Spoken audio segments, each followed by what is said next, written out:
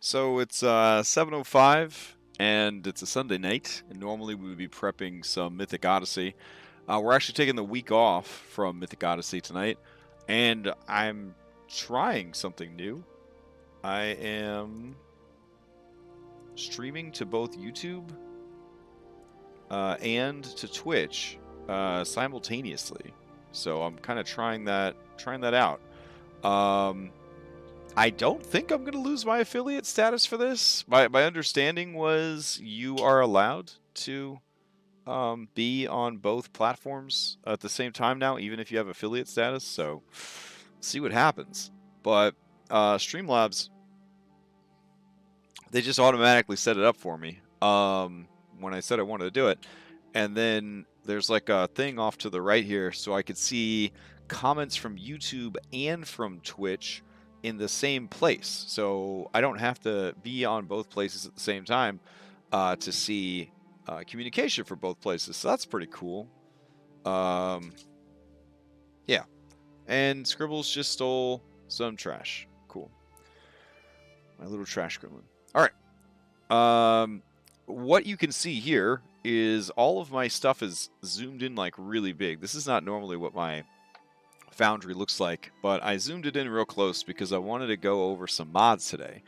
Because yesterday, after Red-Handed Doom was over, Red was dropping some big facts about Foundry and some of the stuff that they were doing with their Foundry, and kind of sharing some tips and tricks. And then I was sharing some tips and tricks. Everybody was kind of sharing tips and tricks back and forth.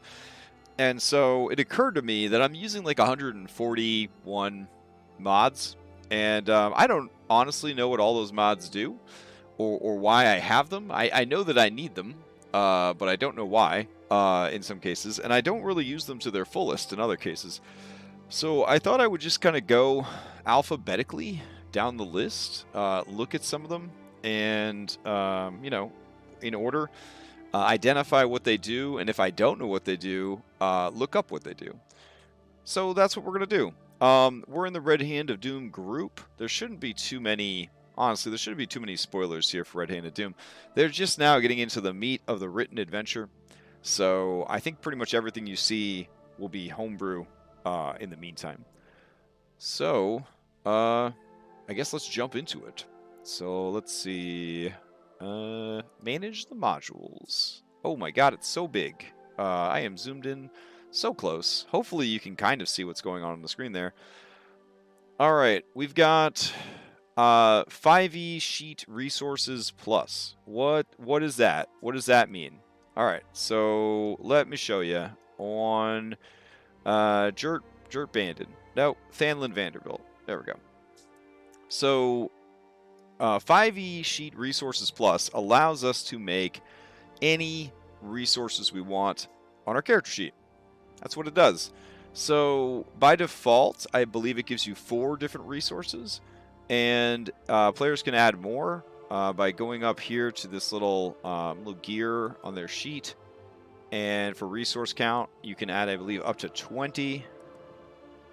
And if you do that, then you can just make these anything you want. So I like this tool because not everybody is like super tech savvy or super Foundry savvy.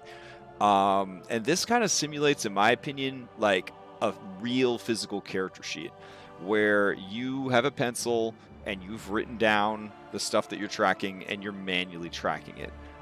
Can Foundry be set up video game style to automatically track all of your stuff? Whenever you click on it, it uses it and all that? Yeah, it can. But this is also available to people if they want to track special things that might not be built into the character sheet. For example, Thanlin Vanderbilt is an A5e Marshal. He uses something called Exertion. There's no Exertion field on this character sheet, so Exertion adds that in. We use Fate points. There's nowhere to track Fate points on your character sheet, so that allows us to pencil that in on our character sheet. So it's pretty cool. And then you can go in and tell it that it does restore these things automatically. So for example, if Exertion is supposed to come back on a long rest, we could just toggle that on, And now, whenever he takes a long rest, he will get back those exertion points automatically. So it's a pretty cool mod. I'm a pretty big fan of it. So I would say it's one of my standard issue mods. 5e Resource Plus. So that's what that does. All right. Let's move on to the next one. The next one is 5e Stat Block Importer. Wow. I should know what that one does, right? Okay, cool. I don't. Let me look it up real quick. 5e Stat Block Importer. Now, don't get me wrong. A lot of you guys are like, obviously it imports stat blocks. Yes, that's probably what it does. But let's find out what exactly it does. All right. A module for Foundry VTT for the D&D 5th edition system. Easily import 5e monsters and stat blocks into your game. As long as it's formatted using the standard WotC layout, it will create a new actor with an NPC character sheet using those stats. Once installed, you'll see a new button at the bottom of the Characters tab that looks like this: Import Stat Block. Clicking on the button will open a window with a big text box, and you can paste the stat block into. Here's an example of a Glabrezu from the SRD. Okay. After you've pasted it, click Import button, and it should import the monster for you. Okay. I think I have this because of Benios Maps, maybe. I'm willing to give it a shot. All right, let's give this a shot. I'll move this off to the side here. Let's go find a stat block. So we'll do, let's see, 5e homebrew monster, monster hunter.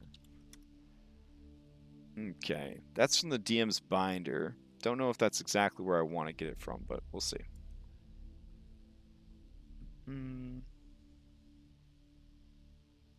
Print, generate PDF. Oh, okay, it's loading in. It's loading in. Let's go grab. I don't want to make its life too hard. We'll grab the pumpkin Uragon. All right. Grabbing the pumpkin Uragon stats, dragging it down. And we're going to go over to our Actors tab. And we're going to click this Import Stat Block at the bottom. And we're going to paste it in. Okay, let's see what happens. Hit the Import button. Holy shit! Oh my goodness. Well, that's pretty fucking cool. I mean, I know what all my mods do.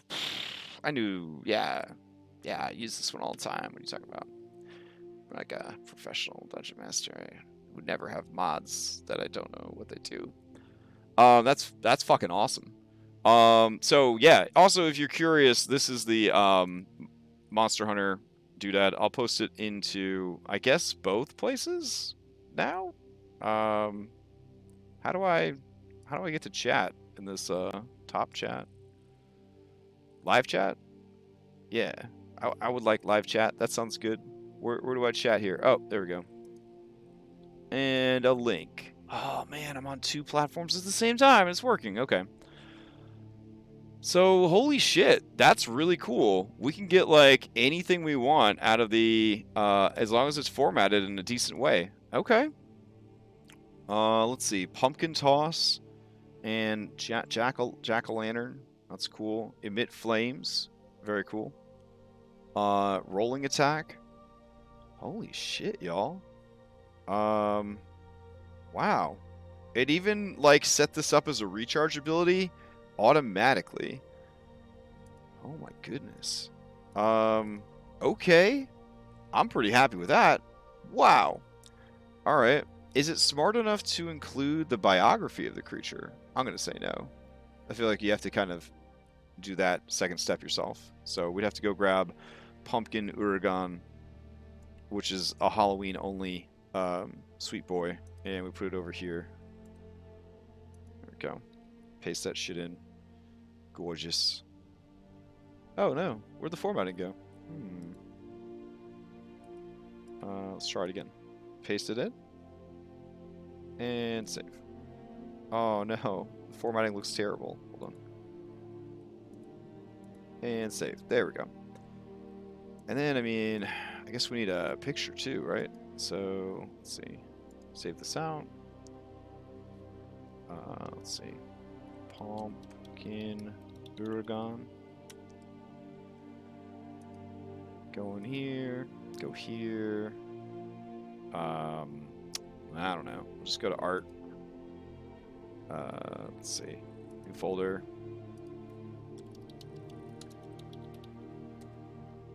And go here. And select. Wow. That's a pretty good mod. That's a pretty good mod. Holy shit. All right. Yeah, so that mod is called 5e Stat Block Importer. So 5e Stat Block Importer, pretty damn cool. Wow. All right, let's do like one more. Let's see. All right. Close down the Stat Block Importer. We're gonna grab another monster out of the Monster Hunter Monster Manual. So the next monster we're gonna grab. Let's like make it, maybe try to make it harder on him. I don't know. Let's see. So we're gonna go and grab a. This is one of my favorites. All right. So we're gonna grab the Radabon, aka Spiky Roly Lizard, and we're gonna grab that. And all I'm doing over here is this is the monster manual that I'm grabbing it from, and I'm just left click and dragging the stat block. Right. Left click drag, then Control C to copy. I'm going to go over here and hit Import Stat Block. I'm going to paste it in. I'm going to hit Import. And it's going to build a monster for me. Holy shit. That's pretty cool. That's a great mod. So, very, very exciting about that. Very, very excited. Hey, what's up, Burning Hound? Yeah, you can get this on the YouTube or the Twitter, but I'm still not feeling Facebook. I don't know if I really want to stream to Facebook or not. Okay, so 5e Stat Block Importer, obviously very awesome, because now we have this fully functional guy's multi-attack. He make his chin slam. He talks about his bone armor. You're going to trigger his sleeping gas 2 times per long rest. It actually had a number of uses there, so if I use it a second time, it should go away. Maybe not. My players are going to be terrified when they come back and they see that they're now fighting a Radabon, but that's fine. All right, so I'm going to say that's pretty awesome. All right. Let's see. Next module that we're going to look at is for Mythic Odyssey. Okay, we are taking the week off, Scottrick. I don't know if you heard that, but that'll give you even more time to get some fanspo. All right.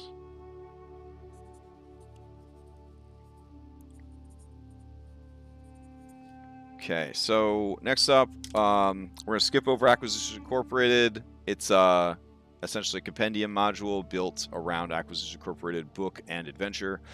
But I don't need to have access to it most of the time, so I don't have it in there.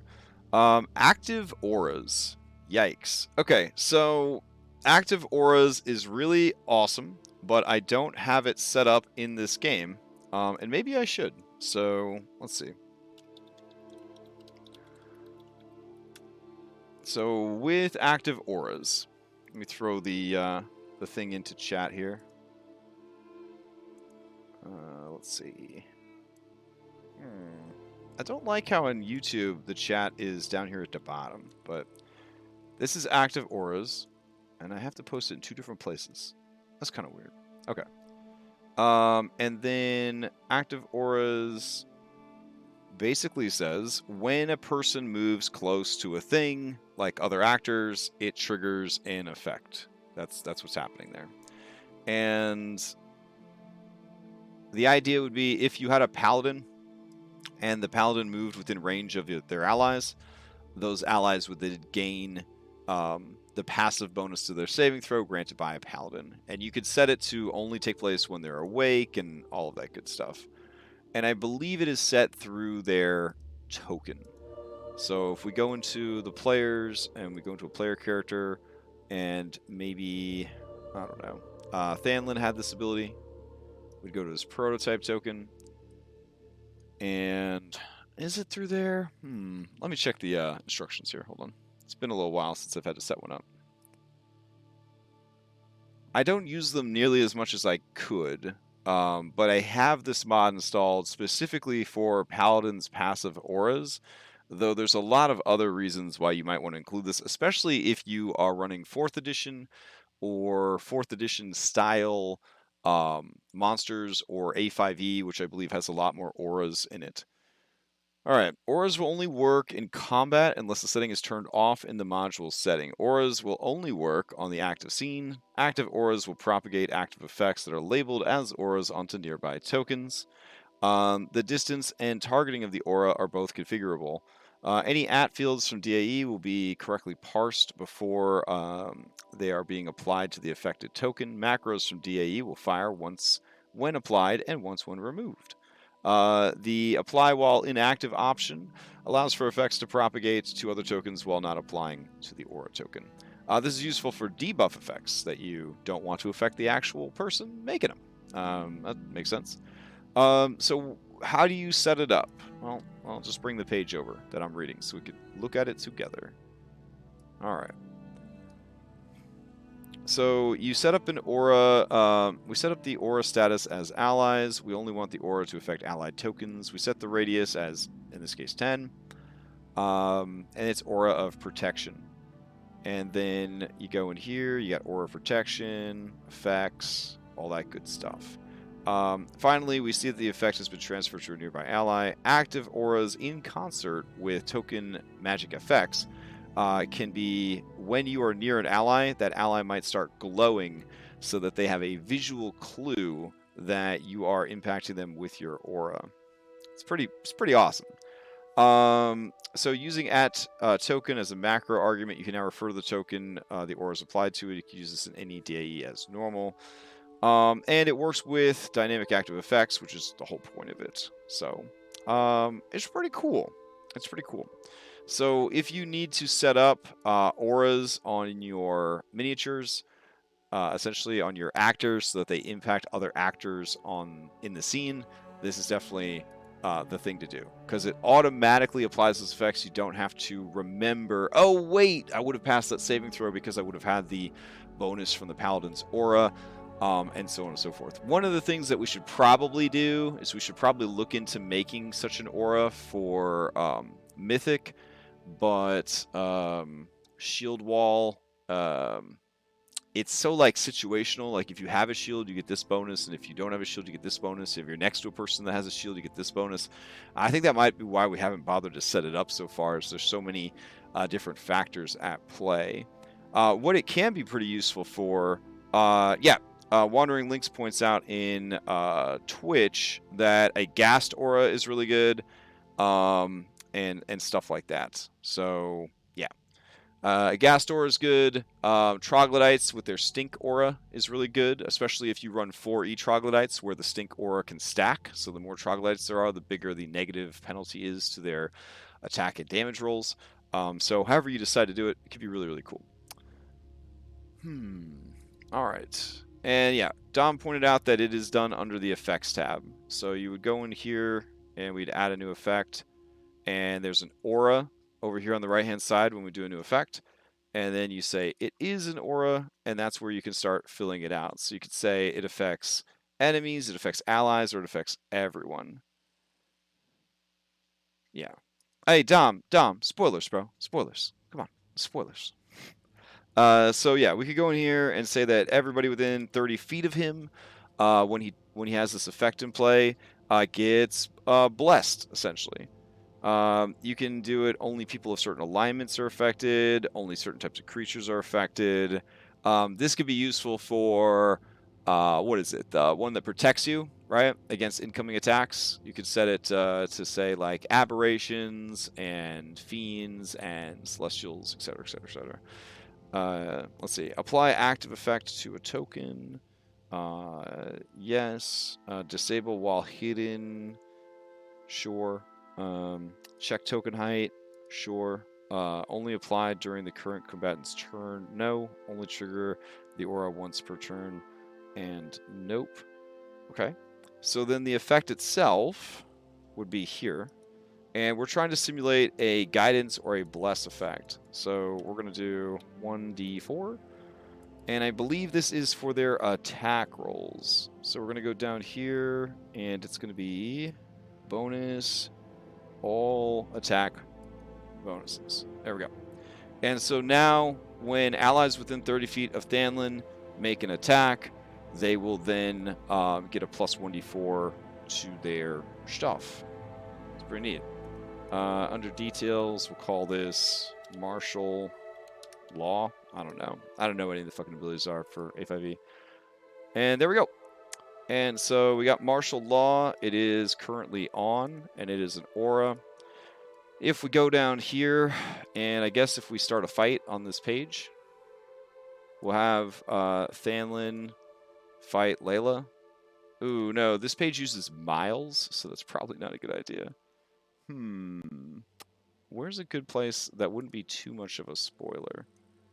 All right, take these guys over to Red Rock Village. All right, so let's say they got into a fight in Red Rock Village. Okay, and we go here, and we add them into initiative, and we begin combat.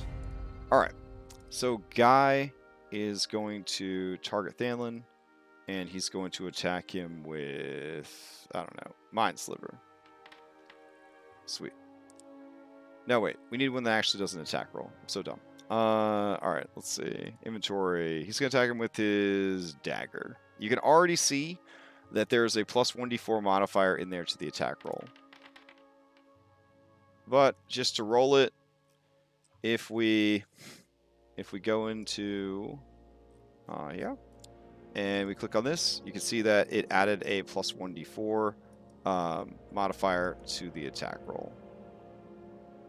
Cool. And it, wow, rolled a maximum amount. Now, if he moves too far away from Thanlin, he will not have that bonus anymore. So if he's all the way over here, and we go and we look at the dagger again, it does not have the plus 1d4 bonus anymore.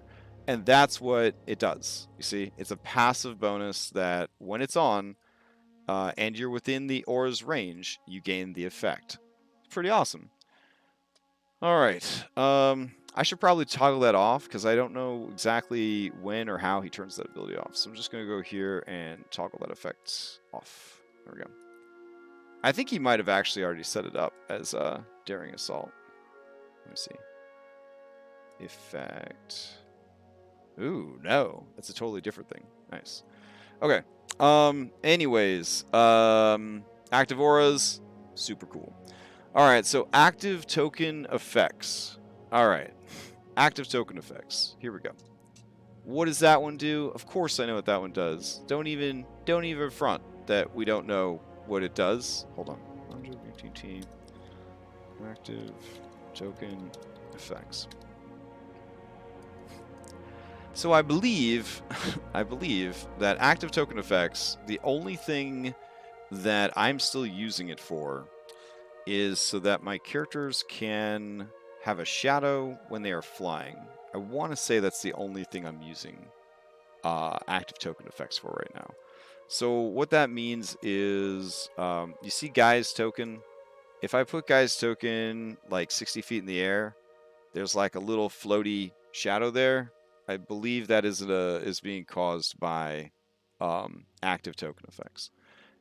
So if I go over to manage my modules, oh my goodness, there we go.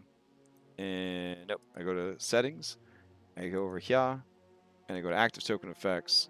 Allow for size adjustments to be made with flags. Oh shit, is that new? Oh damn. Oh, it adds more codes for token properties. So this isn't the one that adds flying? Okay. It also says here, allows for size adjustments to be made with flags. Ah, that's pretty cool. And always returns tokens to prototype token defaults if flag is not present. That's pretty neat. All right. The next one we got here is advanced macros. And I believe advanced macros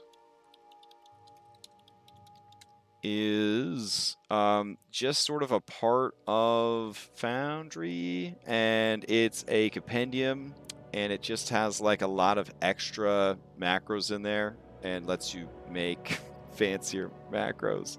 Hey. Okay. So anyways, let's move on.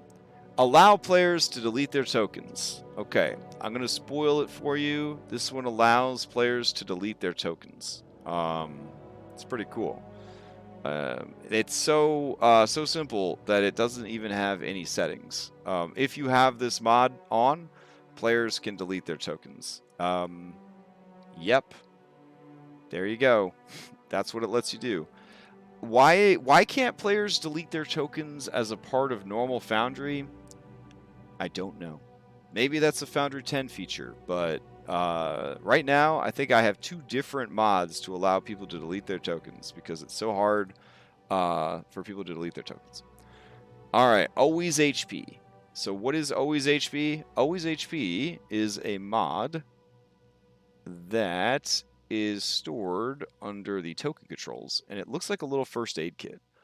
And what it does is it creates a cute little pop-up window. It's not really a pop-up window because it doesn't leave this window, but it's got a little pop-up UI, and in this UI you can instantly kill people. You can bring people back to full health, or you could affect their hit points in, you know, such a manner. You type the number and they get those hit points or they lose those hit points. Pretty cool. You can't use it to add temp HP or anything like that, but it's still pretty useful. One of the things I like about it is, let's see, test dummy is linked. Let's get some unlinked guys out here. So we'll grab some goblins. All right. So let's say all my goblins got, you know, a certain amount of damage. If I wanted to, I could just go in here and say, I don't want to calculate that shit, and I could just kill all my goblins. You know, not kill all my goblins. Or if I knew all the goblins just took 10 HP, I could just put 10 and then hit all the goblins in one go. Looks like one of them died because random HP generation. So I think it's pretty cool. Some people don't like it because it kind of junks up your AI. Some people live or die by this.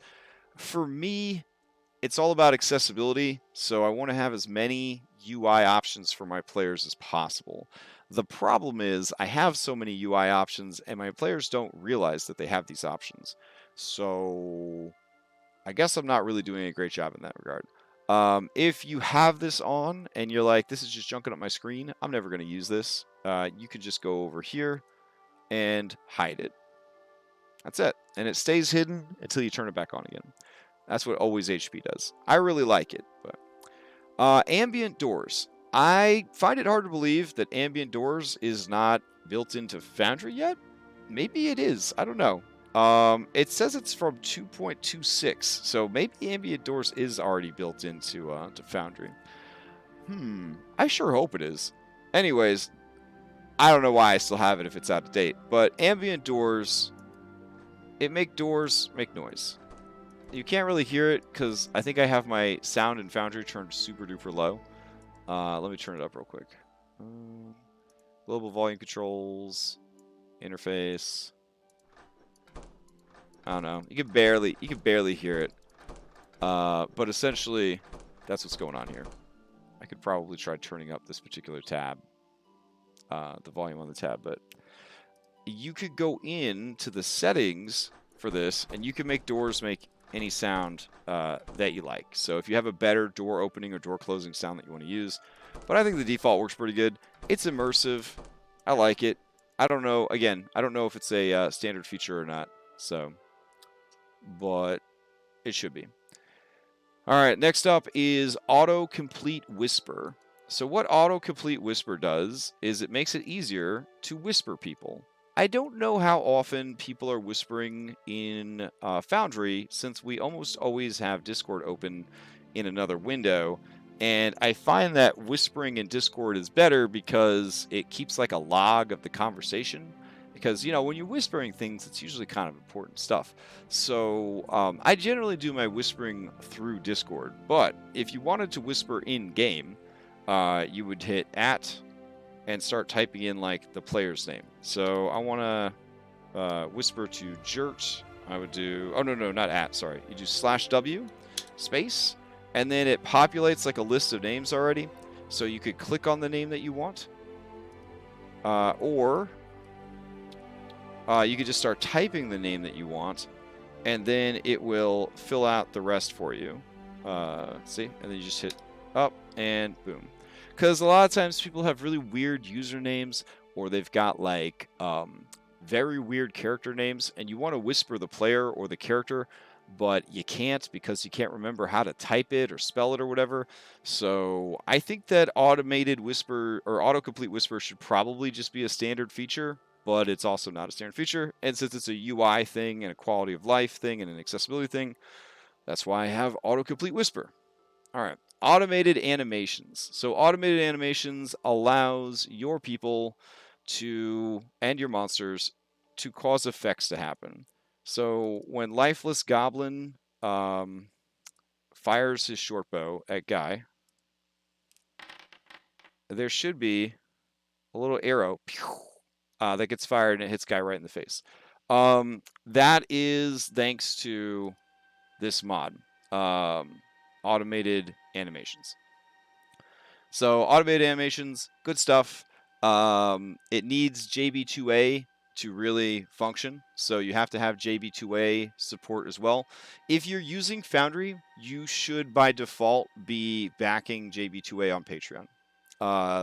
They've done so much work to make Foundry incredible and to make gorgeous animations, and I think that it's I think everybody should be supporting JB2A.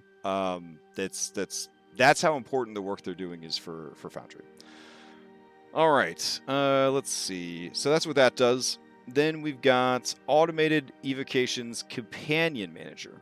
So what this is it allows your actors to summon more actors. So when you have this installed, every character sheet is going to have a Companions tab at the top or button at the top of their sheet. And you're going to click on that and a pop-up window will appear. And it says drag and drop an actor to add it to the list. So these guys like to ride around on wargs. So I'm going to go grab a warg and I'm going to drag the warg over here.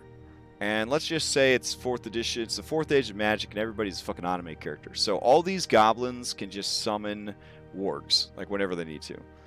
So we go in here and we're going to say, oh man, when they summon the wargs, they go full avatar. It's the 4 elements, baby, when they summon a warg. That's all we have to do. We drag it over here. We tell it what sort of effect to play. We drag warg out onto the scene. And ideally, it should make it work. Let's see. Oh, no, sorry. You don't drag it onto the scene. You mouse over the warg, and then this crazy Eldritch symbol will appear over the picture. Now you click that, and then they can put the cursor anywhere they want on the map, and then a cool animation will play, and a fucking warg gets summoned. That's pretty awesome. So that is what that does. There we go. So let's see. That's automated evocations. I'm trying to remember. I think it's Warp Gate that gives you teleporting effects, and that's like way down at the bottom of our list. But basically, Warp Gate is in the same wheelhouse as automated animations and automatic evocations. Warp Gate allows you to teleport from place to place. So if for whatever reason this particular goblin had face step, no, not face step, far step? Why am I? Misty step, there we go. Sorry, I've been doing a lot of 4th edition deep diving, and everybody's got very similar abilities that all have different names. Yeah, that's what I want. So we want to give Misty Step to this Gerblin. Okay, so this Gerblin's not going to be allowed to use it unless we go in and say that he could just do it at will. It's just a very special goblin, I guess. Alright, now that he has this ability, if we click on it, while he is selected. I believe this should work. Misty Step gets cast, and it should prompt him to. There we go. I clicked in a new location. He disappeared and he reappeared. So that's what Warp Gate does. Is automatic animation teleport? What the fuck is Warp Gate then? Oh my god. Hold on. Scrolling down here to the bottom. All right. Let's see. FoundryVTT Warp Gate.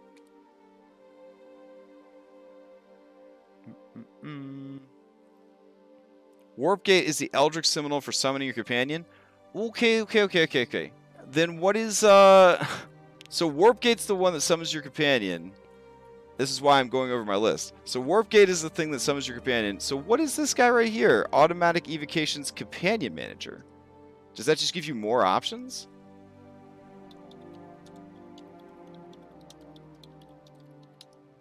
Let's see.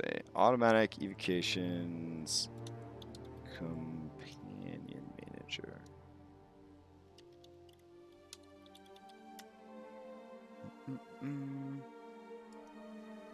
All right, let's see. No, look, man. Companion Manager, it's right here.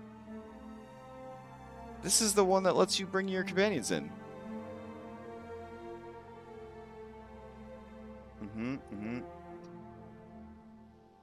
Oh, are you saying Warp Gate works with this one to allow them to teleport in? You have to have like both of them? I don't know.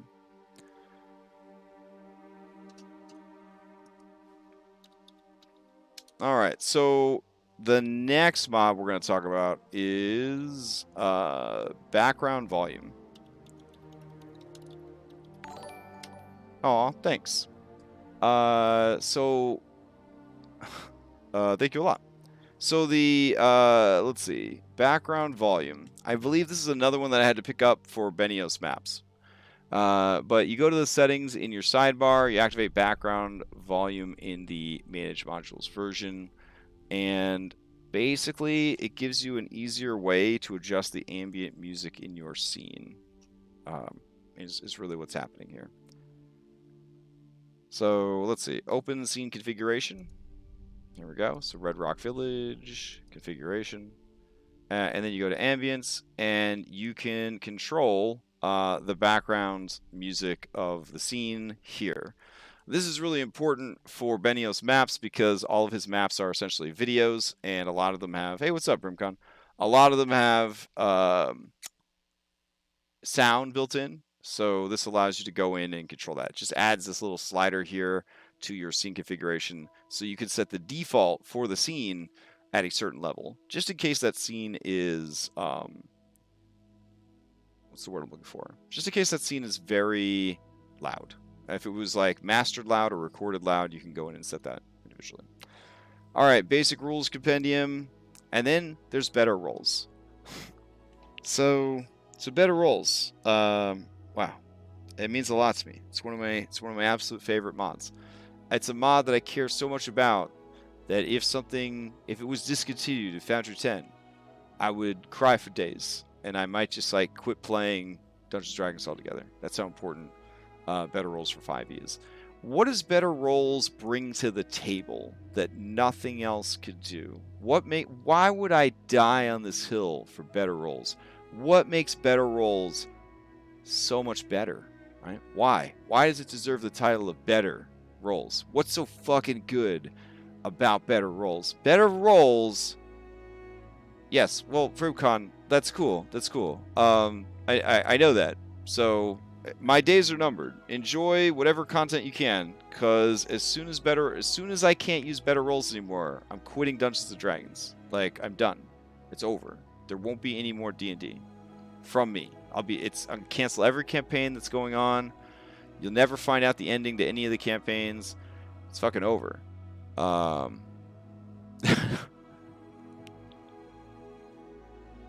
thank you. I'm glad I was able to help. as this particular stream is hopefully demonstrating, it's really hard to do any kind of tutorials for Foundry because everyone's on a different version of Foundry. Everyone has a different mod loadout on Foundry, and the mods are constantly changing, being reinvented, being canceled, being created. So it's very hard to do like a tutorial series on Foundry. Yeah. Exactly, yeah. It's like, here's what it does. Anyways, we got off track. What does it do? It rolls 2 dice at the same time. It's 5th edition D&D. It should... How hard is it to just make it a normal option in the game? Like, Roll20 has it. If Roll20 has something, Foundry should have it by default. That's... I mean... If Roll20 is the cheese pizza, right? And then Foundry is the build your own pizza, why would you take the cheese off the pizza? Right? Like, why would you take the cheese off the pizza? Why? You need to roll 2 dice at once. You need to roll 2 dice at once. I run a lot of games, and I play a lot of D&D, and like, players don't remember half the fucking time if they have advantage or disadvantage. They don't know, okay? And so they just roll, if they just roll the dice, then you have to be like, hey, don't forget you had advantage. And then you have to wait for their brain to be like, oh, yes, advantage. That's a word. That word means something. To me, that word means, what does it mean? And it's like, that means you get to roll the dice again. And they're like, oh. So then they have to roll the die again. All right, so some of you are going to be like, well, you know, if you are using Midi quality of life, you just set it up so that you just hold down a button, and when you hold down that button, you'll automatically roll with advantage. And if you hold a different button down, you roll with disadvantage. It's like, that's cool, bro. But you know what else works? Hitting one button one fucking time, and then you get 2 dice rolls, and it doesn't matter if they have advantage or disadvantage, because we have 2 dice rolls now. So we could say, oh yeah, you had advantage on that roll. Oh, that's right, that sucks, you didn't have advantage on that roll. And then we move on with our lives. We don't have to wait around for people to like, I forgot to hit the button. I'm going to have to roll another attack. We're going to have to see which one's the right one. I can't express to you. You are not running enough D&D if you think that it's okay to not have both dice roll at the same time. You're not running enough D&D to understand how important this is. That's all I'm going to say. And that's why I use better rolls. Now, does better rolls do anything else special that can't just be recreated with Midi quality of life? No, it doesn't. It doesn't do anything. Midi quality of life is fucking amazing. It can do anything. It's incredible. For some reason, it can't roll 2 dice. So we need better rolls because it rolls 2 dice. Yes. So that's why we're doing that. Well, Brimcon, I don't ever have the experience of did I have advantage or did I not have advantage. I didn't roll enough dice or I rolled too many dice because we always roll 2 dice. And so we can always just suss it out. You know what I'm saying? Like, if an argument is made, oh, shouldn't I have had advantage on that? We're like, yeah, you did. Okay, use the best roll. And then somebody might say, oh man, didn't that monster have disadvantage on the attack because I'm using my cloak of displacement? You're like, oh, you're right. Never mind. So it missed. That way the dice are always there. They've already been rolled. It saves so much time. I can't explain how much time it saves. It's so important. It's so important. Anyways, so that's why we got better rolls for 5e. So what does better roofs do? All right, so better roofs, and I'm like really dumb because I didn't set up better roofs correctly at all the first time I used it, or the second time. Fortunately, I have a lot of smart people that help me out. So if you go over to your tile controls and you have better roofs installed, you will have more options for your foreground layer. Look at these lovely roofs, okay? So the cool thing about better roofs is, let me go into walls real quick. And let me turn these walls into normal walls. There we go. This scene, I believe, was built before I had better walls. So let me go in here and update. There we go. So these should be normal ass walls. They have a height, that's fine. But if we go back to tiles and we go to the foreground tile and we move this on top of the building, now if we go to an actor who has vision, when they look over at the building, they see a roof. I know it's very hard to see because I've enlarged all of my stuff, but if I go into this player, they only see the roof. And then if I go up to the building, and let's just say, I don't know, they go inside the building, now they don't see the roof. So it's pretty cool. And that's what Better Roofs does. I like it. So let's see. It also basically automates some of the functionality of walls too, which makes it very, very good. It just improves everything about the current roof tool. I don't know if Better Roofs is like a standard feature in Foundry 10. I can't speak to Foundry 10. I'm still on Foundry 9, but this is what a lot of my stuff does. All right. Next up is break time. So break time is pretty dope. So what break time does is if your game is, oh man, everything's so crowded here. Hold on. I might have to increase my, I have to zoom out a little bit here. All right, close that. All right, so your game's not paused. Everybody's running around, everybody's doing stuff, but it's time for a break. So you hit the hotkeys for break time, which I think by default is shift space.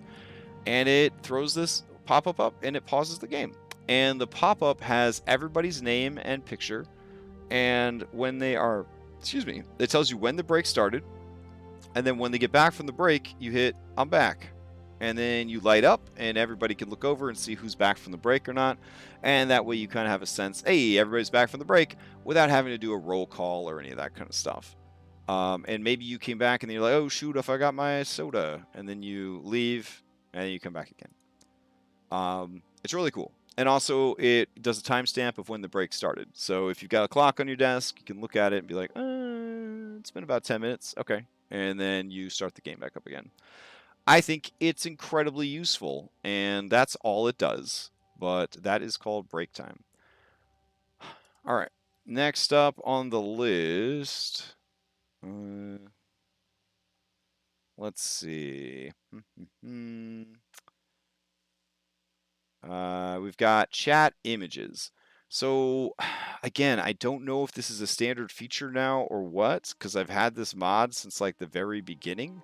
And I am afraid to uninstall it, but basically chat images allows you to post the URL of pictures and it will appear in chat. It allows you to copy and paste pictures and it'll appear in chat. And if you've got a clean URL for an animation or GIF, that will work as well. So I believe if you go to something like Giphy, it will work. Let me see. Let me log into Giphy and check.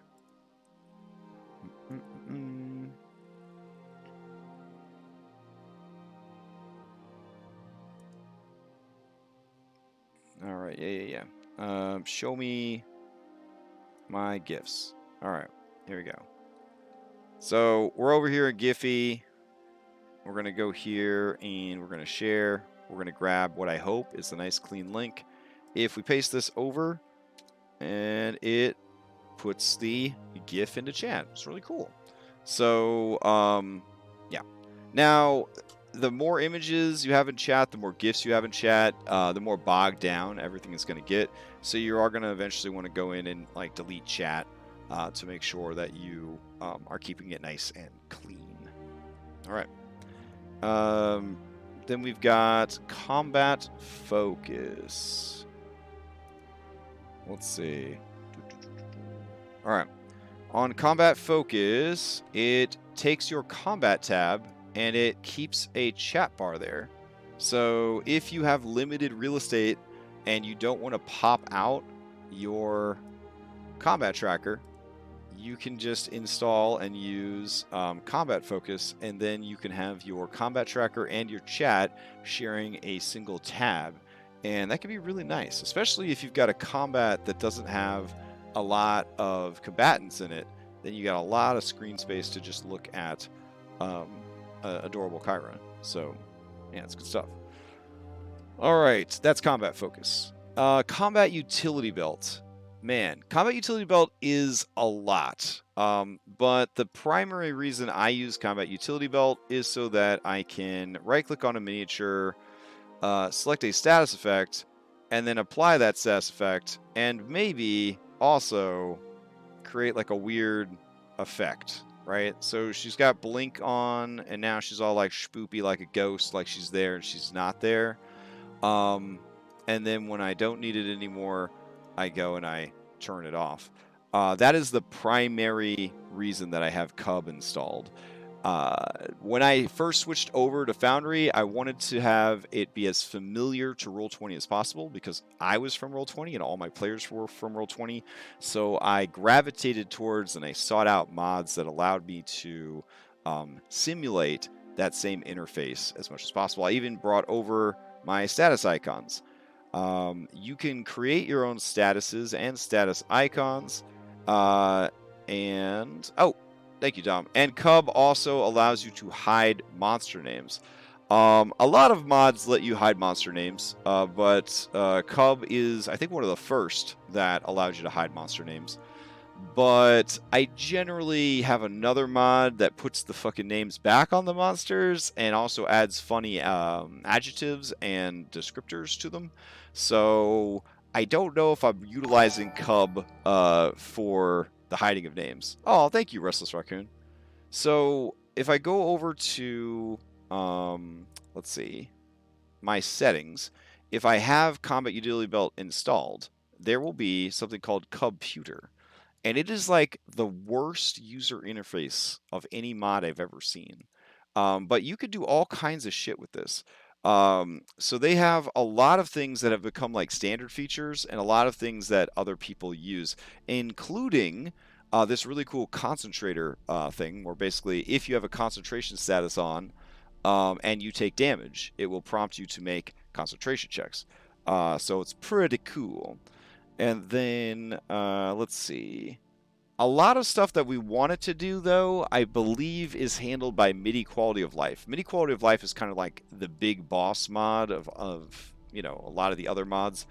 But in the early days, Cub Utility Belt and its little Computer, it was really working hard. It was doing a lot of stuff.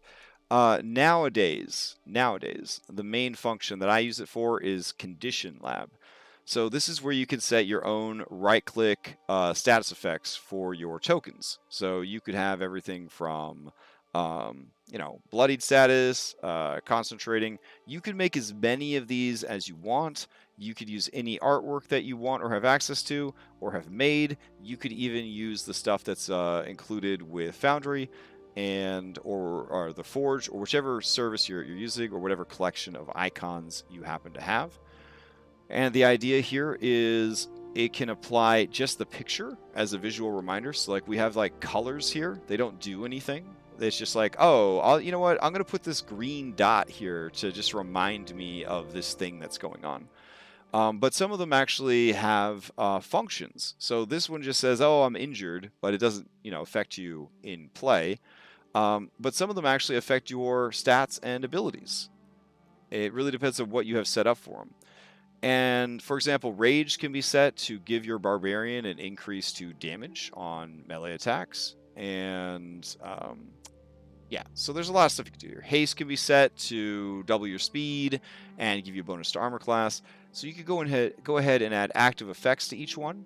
And you can also reference a status effect when it comes into play. So if they are stunned, it will then put into chat the stunned journal entry, and then they can go and read it. So, oh, I just got the stun status, and then they go and they are reminded what that means to be stunned. It's really, really, really cool. Also, you can add animations to these. So in addition to affecting the stats of a creature, you can affect what it looks like. So if I go in here and I apply fire, she's now on fire, which is really neat. Now, Cub can't do all of this by itself. There are a few extra mods that work with Cub to make that kind of stuff possible. For example, dynamic active effects is needed for Cub to apply dynamic active effects. And you have to have the ability to apply these really cool animations or special effects to your minis. So you need to have mods that manage that before Cub can actually include them. So Cub is like managing what's happening when these tokens are applied, but it still needs the other mods to make that stuff happen. Alrighty. Then we've got Compendium Browser. So I've only recently started taking the time to use Compendium Browser. This is a mod provided with the Forge VTT, which is a hosting service for Foundry. It's the hosting service that I use because I don't want to have to run my own server. And when I first started on Foundry, I had terrible internet at my apartment. Now that I'm in a house, I've got pretty good internet, and I probably could run a server, but I just like the convenience of the Forge VTT and the fact that somebody else is handling all of that nonsense. And when things go wrong, they're pretty responsive about getting it fixed. Yeah, we are technically sponsored by the Forge VTT also. So, you know, it's a really good service. I really like it. Kakaroto's a really great guy, and they also help us out every year at Extra Life. So they're just good people all around. It's great people. So here's what the Compendium Browser does. Every compendium that you currently have active in your game, it will mash them all together, and it will allow you to search. So you could search for Fireball, and you could see that I have maybe too many Fireballs in my compendium. But here it's saying there's Delayed Blast Fireball and a regular Fireball. Oh, and then there's extra copies of them. It's a hot mess. So if you have nice clean compendiums, you might not have 6 different fireballs show up, but maybe you do. Maybe you've got special fireballs that have different animations and things like that. I don't know. You could also go in here and filter the stuff. So you could filter spells by level, by school. So if you're looking for a particular thing, it's kind of like the search tools that they have on D&D Beyond, but you don't even have to leave Foundry to go and check that stuff out. It's pretty cool. So if I took away the keyword for fireball and I just wanted to look up, maybe I'm trying to come up with a spell scroll. It's going to be a Warlock spell scroll, and it's going to be, let's see, we're going to make it a Necromancy Warlock spell, and we're going to say that it is, I don't know, level, anywhere between 1 and 3. So now it shows me, yo, these are the spells I found between levels 1 and 3 that are for a Warlock that are also from Necromancy. And then I can click on it and check it out. If I like it, I could drag it over to their character sheet. I could drag it, depending on what mods I have, if I drag it to their inventory, it'll turn it automatically into a scroll. So it's a lot of cool stuff you could do. If I'm looking for a particular monster or NPC, I could go over to the NPC browser and I could search. I'm looking for a dragon. And let's see, I want you to search by name, but I also want the dragon to have legendary actions, and I need the dragon to be a challenge rating of 10 or higher. And you can see that it is going from 500 something dragons, now it's down to 143 different dragons, and so on and so forth. I could go in here and continue to sort of parse that search down more and more and more and more and more. Maybe I only want the biggest dragons that are available, and so that might reduce the amount of dragons that I have to look at. I go down here and I say, oh, what's going on with this ancient emerald dragon? I click on it, and I can see what source it came from, and if I want to use it or not. If I'm happy with it, I could drag it directly into the scene, or I could have dragged it over to my Actors tab. Yeah, I think Compendium Browser's flippin' amazing. All right. Then we've got Compendium Folders. So this is another UI quality of life improvement. Look over here. I have rainbow folders. They're so beautiful. When you open the folders, you can make more folders. You can make subfolders. You can change the color of those. It's very, very nice. But it goes further than that, even. If I have this and I go into these SRD items, I'm pretty sure that within here, let's see, are you able to make a folder in the compendium? I'm trying to remember if that's a feature now. Maybe not. Could have sworn I saw that. Oh well. But yeah, I really like that it just gives you another way to sort and organize your stuff. So let's see. Good times. All right. Let's see. Next up is Conditional Visibility. So this is one that Dom recommended, and I haven't actually spent the time to get into it, but essentially, if you have this enabled, so I have it enabled, but let's go and check out the settings real quick. Configure settings, module, and we'll go to Conditional Visibility. All right. Enable site check for GM, and let's see. Set up custom auto skill list. So in here, you can specify what skill is enabled for the auto skill check. By default, you can have NPCs, and essentially in D&D 5e, the type is actor type, is a value of NPC, so if you NPC the setting. So if an enemy is like stealthing, so if this Gerblin, let's make it really good at stealth. Hold on. Let's see. Show, edit, proficiencies. Here we go. We're going to give it expertise on stealth. And we'll give it like a, I don't know, a 26 dexterity. Alright, so this creature now has a stealth of plus 12. So if I roll a stealth check for this creature, it has a 28. So this guy shouldn't be showing up in the visibility for any of the players unless they have a passive perception of 28 or higher. If they go to roll a perception, if they could beat that 28 with that perception, I believe that monster then becomes visible to them. I haven't actually confirmed with players if it's working, but that's what it's supposed to do, which sounds pretty cool. I'm kind of in the habit of just hiding my monsters, and then when they appear, but this could allow for some really cool stuff where, like, some people can see a monster sneaking up, you know, from underneath this cart or whatever, and the rest of the party can't, and then they're like, no, it's right over there, and like the rest of the party's like, I can't see it. And so that's pretty immersive. So might be a cool one to check out. Definitely requires, I think, some testing with your players, like before the game or after the game. Be like, hey, can you guys spare a few minutes to help me set up this mod?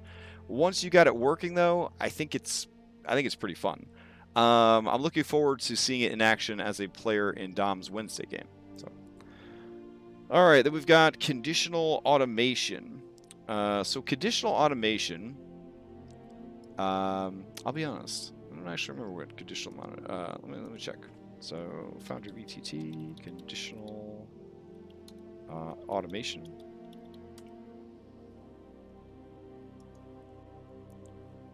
Okay. This module will automatically generate shadows based on token elevation. It will also apply a blinded visual effect status on tokens. So a lot of mods are willing to blind your character, aka blind you, so that you can't see. But the main reason that I use it, this is the mod that I use to make sure that there is a little shadow floating behind him when they are up in the air. That's pretty much all this mod is doing for me, because I think visibility from blindness is managed for other stuff. Oh yeah, using it for hallucinations would be great. Yeah. Let's see. Then we've got my compendiums, and then we've got not me. This guy Crash, who makes automated blind rolls and tracking and training, is not me. But what it does is you can decide what mods, what skills are hidden from the players. I'm a huge fan of hidden skill checks. That is no secret.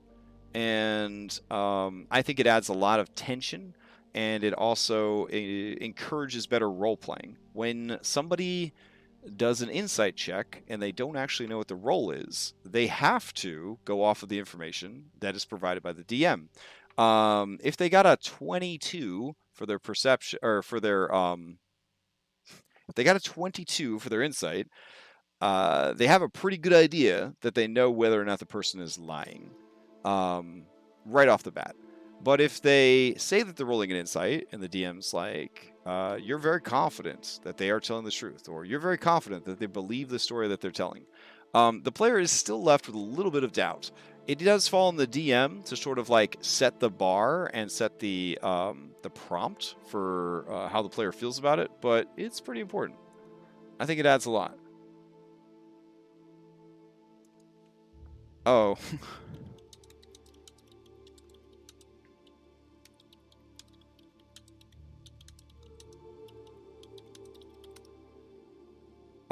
But yeah, hold on. I'm going to jump into community voice with Dom for a little bit. I'm only streaming until my kid's done running their D&D game, and then we're going to play some more Divinity tonight. So, yeah. But Dom might be joining us. I don't know. We'll see. Oh, there's Dom. Can I hear Dom? That's the question. Hello? Yeah, can you hear me? Oh, I can hear you. All right. Cool. All right. Hey, is the music on the stream too loud? I wasn't hearing any music on the stream. Oh, really? Okay. That's weird. Hopefully they could hear you. This is my first time running YouTube and Twitch at the same time, so. Yeah, let me check Twitch. Well, I think I saw the voice bar go up when you started talking, but let's see.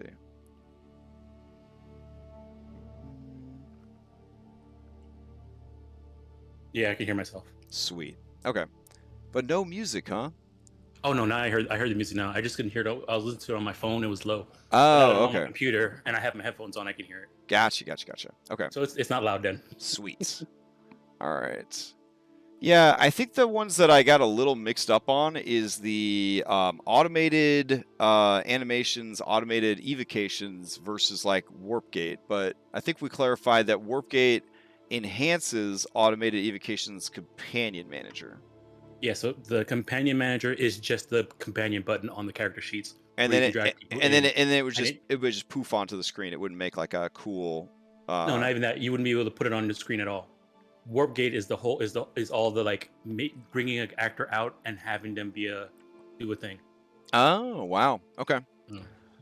So the other one just like reminds you who your companions are. You wouldn't have a companion manager if you just had warp gate. Right. But if you had companion manager without warp gate, it would just be a way to keep track of who your companions are. Yeah. Oh, that's neat. Okay. Mm-hmm. All right.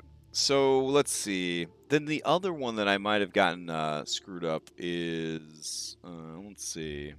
I think I said one of them was for dropping the shadow, but it wasn't for dropping the shadow. But I think we got that sorted out too. It was the active token effects. Ah, all right. So yeah. Yeah, active token effects it just adds a bunch of extra codes for the change tokens. Oh, right. So like, have you managed to get size increase working with that yet? Yep, I did. My enlarged cub status now uses that. Oh, sweet. Okay. Yeah. I'll definitely need to get that set up then.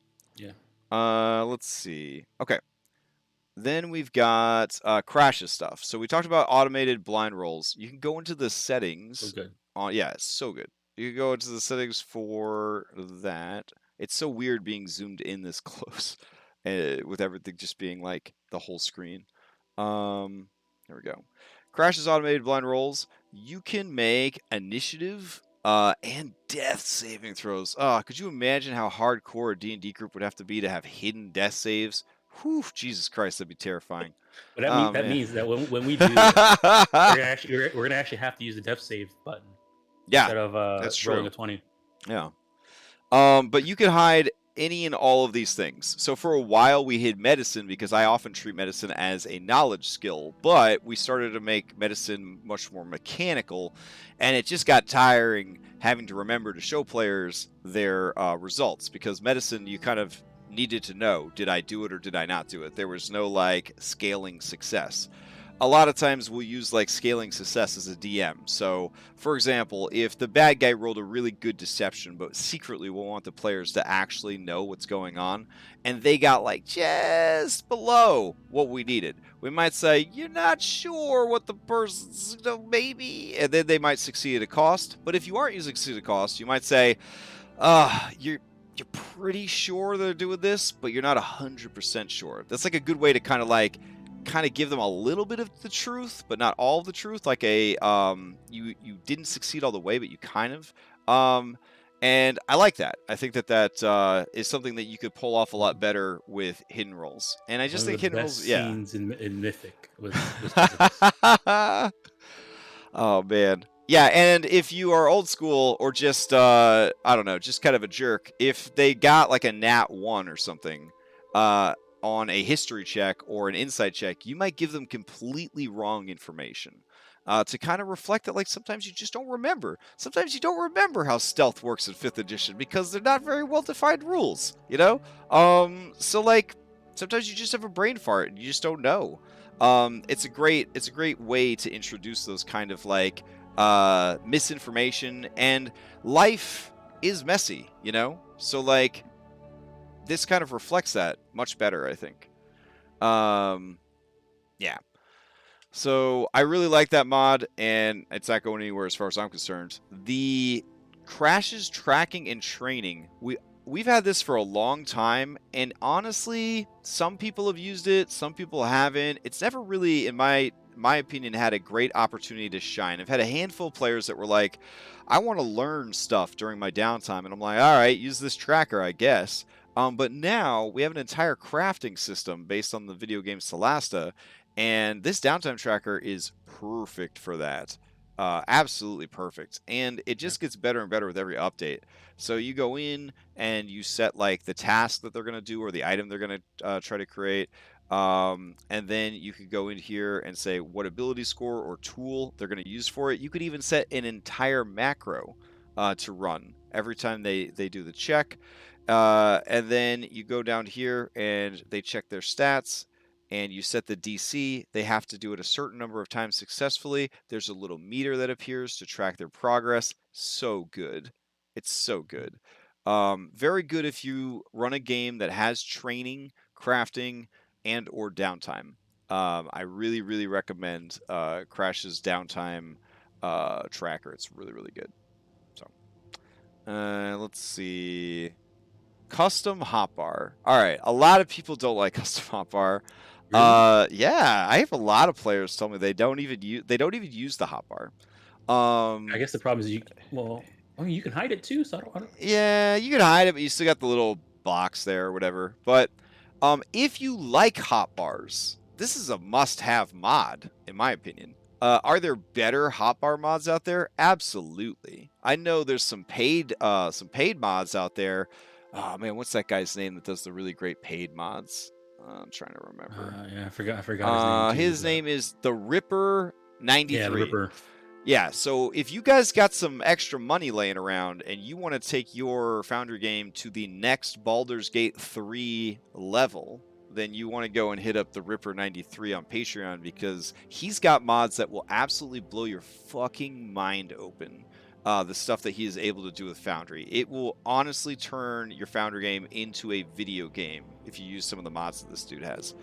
One of them, I believe, is full, like, Worlds of Warcraft interface. Like, you could have fucking hotbars everywhere. Anywhere you want, hotbars, as far as the eye can see. All this mod does is give you one. It gives you one hotbar. That's all. Just one extra. And honestly, that's enough for me. I have my absolute top 10 across the top, and then I have 50 more that I could sort through. There are other mods for hotbars that allow you to, like, hold down shift and it changes the sub menu of your hotbar. There's ones that when you go into combat, it's different hotbars than when you're out of combat. Lots of really cool things that you could do with it. All this does is make one extra hotbar and allow you to change the color. That's it. And honestly, that's good enough for me. It does what I need it to do. All right, next up is Danger Zone. We're not going to talk about Danger Zone right now because I'm not using Danger Zone right now because I'm very lazy. And Danger Zone requires some work. And I'm trying to move away from working as hard on my prep. I really do want to focus more on keeping track of character backstories, integration of character backstories, keeping track of excuse me, NPC interactions. I was like chugging a soda before the stream. I want to keep track of the stuff that really matters. Like combats are already really good. I don't know why I would need to focus on making them even better than they are when there's other areas of play that could probably be improved. So there's only so much time to prep for a game, and there's only so much time in the day. I think a lot of what Danger Zone does, you could just accomplish by hitting the pause button and then going and using like sequencer. Yeah. Yeah. Yeah, Like, you could. yeah. So like, hey, when you stand there, lightning strikes you, and then you just go in and you grab lightning, I guess, and then you kind of play it and make it effective or whatever. So Yeah. um, yeah, I don't know. If you have time, if you only run one game Yeah. and you want it to be like super fancy, sure. Yeah. Yeah. Like for me, the only time I'm ever gonna really use this is like it's the end of an arc and they're having like the final boss battle of an arc. I'll set something up for that. Yeah. Yeah. And then that's it. And you could do some really cool stuff with Danger Zone. You could have like lightning rods that when you get within a certain distance of the lightning rod, it starts hitting the character. Like the lightning starts like going after the character. You could go full like Zelda. You've got like the little laser beam pillars, and when you get too close, it starts firing the laser beams out of the pillars. You can do all sorts of cool shit like that. So it is very, very cool. But for me, it's a bit more work than I'm willing to put in, at this time. Especially after finding out about the sequencer player stuff. Like, oh my gosh, what a game changer. What a game changer that is. So, I don't know. Have you been using that? The one Sequencer? where you could just drop like animations anywhere and everywhere as you go? Mm-hmm. Yep. When did you start doing that? I used a bit of it in Candlekeep. Oh. Yeah, in Candlekeep games, I used some of it. And then when Red was setting up his Spelljammer game, I was helping him out and showed him that. There's something you guys didn't do that he had planned that used it a lot, but you guys never got a chance to do it. Oh. I don't know if I could spoil that or not, but yeah, but like you could just you could just fire stuff. Yeah, explosions going off all over the place. Good times. It's good times. Yeah. So very, very cool. All right, let's see. But if you at the time, Danger Zone can kind of automate all that stuff for you. D&D Beyond Importer. Oof. So this is like the best module right now, I guess, short of like kind of piratey stuff, to get your D&D Beyond character into Foundry. Yep. So you get a little button here, it says D&D Beyond. You click on it, you go and you grab the URL for the character, you paste it in, you start import, it builds your character. Seems pretty good. I believe you can link it both ways, I want to say. But it's not great. I never done it back to D&D Beyond, but maybe you can. I don't know. Yeah. You can update back and forth. So there is a button where you go in here and you take literally everything you've done and you upload it back. But I believe you have to be a Patreon supporter. So this is like a paid feature. The free one, but you can bring in D&D Beyond for free. Yes, D&D Beyond Importer is free to import, but if you want to be able to go back and forth, like if you want to use D&D Beyond to manage your character all the time, like in between sessions, you do have to have the paid feature to do that.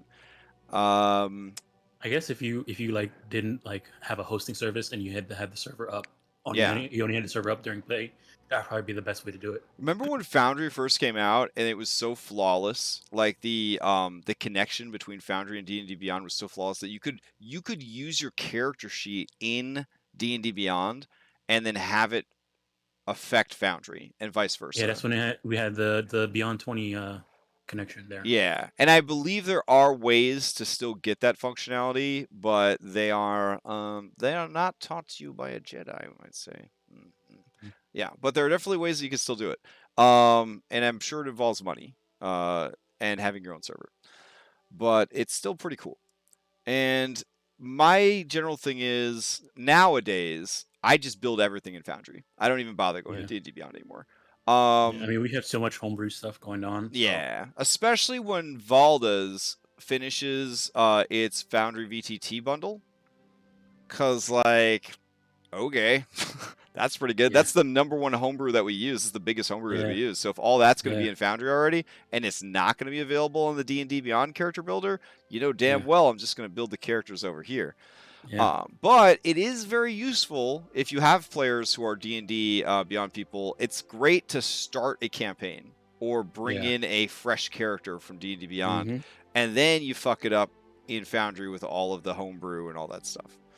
So, and if your players are diehard, they want to build a character in D&D Beyond, but they also want to use some custom stuff from Valda's or homebrew or whatever, and they don't want to set all that stuff up in D&D Beyond, just tell them to take like a placeholder class that's similar to what they need, and then you could always change it when you come over to Foundry. So they could use it to kind of build the core structure of the character, and then you could always go in and mess it up. You make it your own way when you get over to Foundry. Especially now that we have all the books from D&D Beyond connected to our Forge accounts. Oh yes, it's a lot easier to just quick insert Compendium Browser. Absolutely, drag it onto your sheet. Yep. And if your DM has good compendiums, unlike me, it's very easy to look for and find exactly what you need. I really do need to get I probably just need to nuke all my early Foundry compendiums and just rely on the D&D Beyond ones. But all right. Next up we've got DF Active Lights. Is that still not a real part of the gate of Foundry? DF Active Lights? Active Lights? This is Dragon Flagon's Active Lights, I believe. Active Lights is the one where lights are animated. No. I think active lights. Is that the one where you can just turn it on and off? No. Active lights is that you can have lights be an effect on your character sheet, which you don't need to do that because you have the active token effects, which take care of everything. You can do lighting, size, and everything. So I can turn this one off then. I think you can turn off DF Active Lights. I don't think you need it. All right, sweet. Because you have the other one. All right, let's see. Because the lighting animations is built into the default Foundry now. Like you don't. All right, let me go in there. There's no more lighting mod that adds new animations anymore. Yeah, I'm always a little suspicious of any mod that's like from Foundry 1. I'm like, why is that still here? Let's see. So DF Active Lights. I'm gonna go ahead and uninstall that right now. All right. Cool. But that is the one that animates the lights. DF Active Lights. No, never mind. Yeah, you are right. This is the one that allows you to rotate them. Yeah. Like they could spin in a circle and stuff like that. Spin in a circle and stuff like that. So we do need DF Active Lights. Yeah. Okay. So yeah, it's just for making lights spin. Okay. Rotate. Yeah. Like a lighthouse or a police siren or something like that. Yep. The other one I'm talking about is there used to be a mod that used to make effects, do lighting stuff, and it got outed by the active token effects, which does everything on your token. Right. Okay. Then we've got DF Chat Enhancements. I need to install that one then. What? I don't have it. Oh yeah. Active Lights. So DF Chat Enhancements, I believe, adds all these extra little buttons down here to chat. So it's like a little. You don't have to do a drop-down menu to change your type of role. You can just kind of toggle between your types of roles. That's the main thing that it does. I love UI enhancements. So many of my mods are just UI enhancements. Let's see. This DF Chat Enhancement does not do a full text editor. Monk's Chat Enhancements fucking turns your chat bar into like a Facebook post. You could just do like anything at that point. But I find that too much business happening in the chat really slows down your game. So I wasn't in a big hurry to overcomplicate the chat interface. I just wanted to make it simpler, not add even more options to it. Let's see. Then we've got DF Curvy Walls. So Dragonflag and Curvy Walls is, in my opinion, an essential tool. You go over to Walls, and then there's an extra menu off here to the right. It can make arches It can make weird polygonal type shits. It can make beautiful circle walls, and one of the top things I use it for, it make a rectangle wall. I don't know why. Yeah. I don't know why there's not a rectangle wall by default. Like, Yeah. that doesn't make any sense. And it works with snapping. So if you had a perfectly square thing that you needed to snap, you could turn on snap and then turn it on, and it works with every type of wall. Honest to God, it should be a standard feature of Foundry, and I still remember the excitement I felt when they first released this, because nothing makes you feel bad about drawing circles like trying to draw a circle with a mouse and the Foundry wall tool. Like, wow, dude, was I making some real ugly circles? Yeah. Let's see. DFred chat pins. Oh man, so DFred's chat pins. We talked about clearing chat being really important for your performance, especially if you've got games where people are like constantly putting memes and funny animations in the chat, and everything starts to run really slow and shitty, and they're like, I don't understand why everything's running so slow. And they've put like 50 or 60 animated GIFs in chat. They don't know why everything's running slow. So you go over here and you keep hitting that trash can. But sometimes something important happens in chat. Maybe adventurers ill-advised a town about what they should do, with an invading army that's trying to kill them. And so, like, you might want to, like, pin their decision so that, like, it haunts them for, like, the rest of the campaign. Just an example. Just a word example. And so what that will do is when the chat gets deleted, there will be across the top here, whatever you have pinned. So I don't know why it's not deleting my chat right now, but it's whatever. So let's see. You see here it says, note that this will not delete any pinned messages. So that is why I think that's a really, really useful UI add-on. That's why I use it. Let's see. DFred's convenient effects. All right, walk me through this. Why do we still have convenient effects on here? I know it has something to do with like flying, right? Is this the one that has to do with flying? Convenient effects is that the little magical hand symbol on the left hand side. Oh, okay. This is that new one that's like really cool. Okay. Yeah. So DF convenient effects. If you have it installed, you go over to your token controls, and there will be a hand. It's got magic coming out of it. And you can apply like any flippin' effect you could think of. So if somebody's like poisoned, I could just go over here and type in poisoned, and then just hit it, and now he's poisoned. It tells everybody what poison does. It tells them that he's poisoned. Good stuff. Really good stuff. And then I can hit it again, and the poison goes away. Maybe he's protected from poison. Okay, now we have a World of Warcraft style like little buff. Tells us that he is protected. Look at that in the top right of my screen. There it is. I mouse over it. It tells you exactly what's happening. It's a temporary thing. It's going to last 60 minutes. As the duration dies down in-game, because Foundry tracks time, that goes down, I believe. Let me see. Where's our calendar at? And we'll make not a whole day. That would be really bad. We'll make like a couple minutes go by. And which Gobbo has this effect? This guy? All right. If we mouse over it, you can see that the time has gone down. That's pretty flippin' cool. And this actually tracks like every status effect that's on there, and it does stack with Cub. So when I'm controlling my guy, I go over it. It says, hey, doesn't have as much information because it's from Cub. And then this has all that information because it's coming from Convenient Effects. So Convenient Effects is, I mean, it's honestly one of the best mods I've ever seen. Yeah. Like if you don't want to bother setting up Cub, if you're like new to Foundry and you don't really want to set up, do all the work to set up Cub, don't worry about it. Just have Convenient Effects always open. And just be ready to kind of like, real quick search for what you're looking for. But what if you have effects that you use all the time? You could actually put them in your favorites folder. So then every time those effects come up, you can just grab them out of your favorites folder. You don't have to search for them. And if you needed to, you could make custom ones, and they could be anything you want. So you could create your own effects. So if there's something special to your game, or you got a bunch of homebrew or A5E effects, you can go in here and create those. And you can give players permissions to access this tool and add to this tool as well. So you could kind of put some of the responsibility onto the players for adding their own convenient effects to the game. Pretty cool. All right. Let's see. Next up is... Oh, let me check. I don't know if let's see. Ah, okay.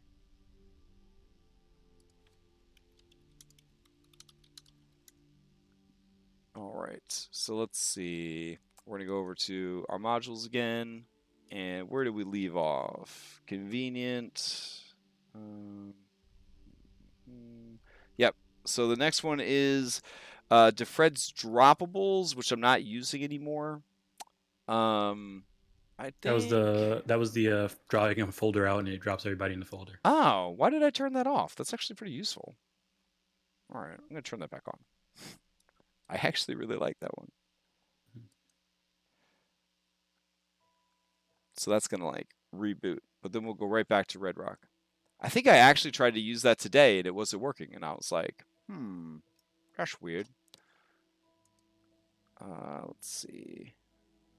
Red Rock Village. There we go.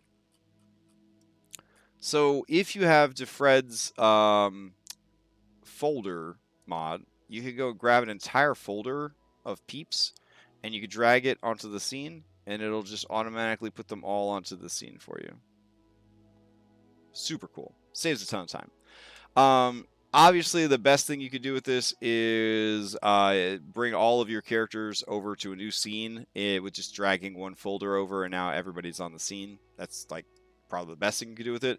But maybe you are hardcore and you have like random encounters, and so you put all those random encounters into a folder, and then you just drag that random encounter onto the scene. Could be one way to handle it. Maybe you got a bad guy who's always got his mount with him, and he's always got his familiar with him. So you put all three of them in the same folder, and whenever you need that guy, you pull the whole folder out, and then everybody's there. So I think it's just super duper cool. And that's what I use that one for. Do you use that one, John? The Droppables? Yeah. I have it, but I haven't used it yet. Ah.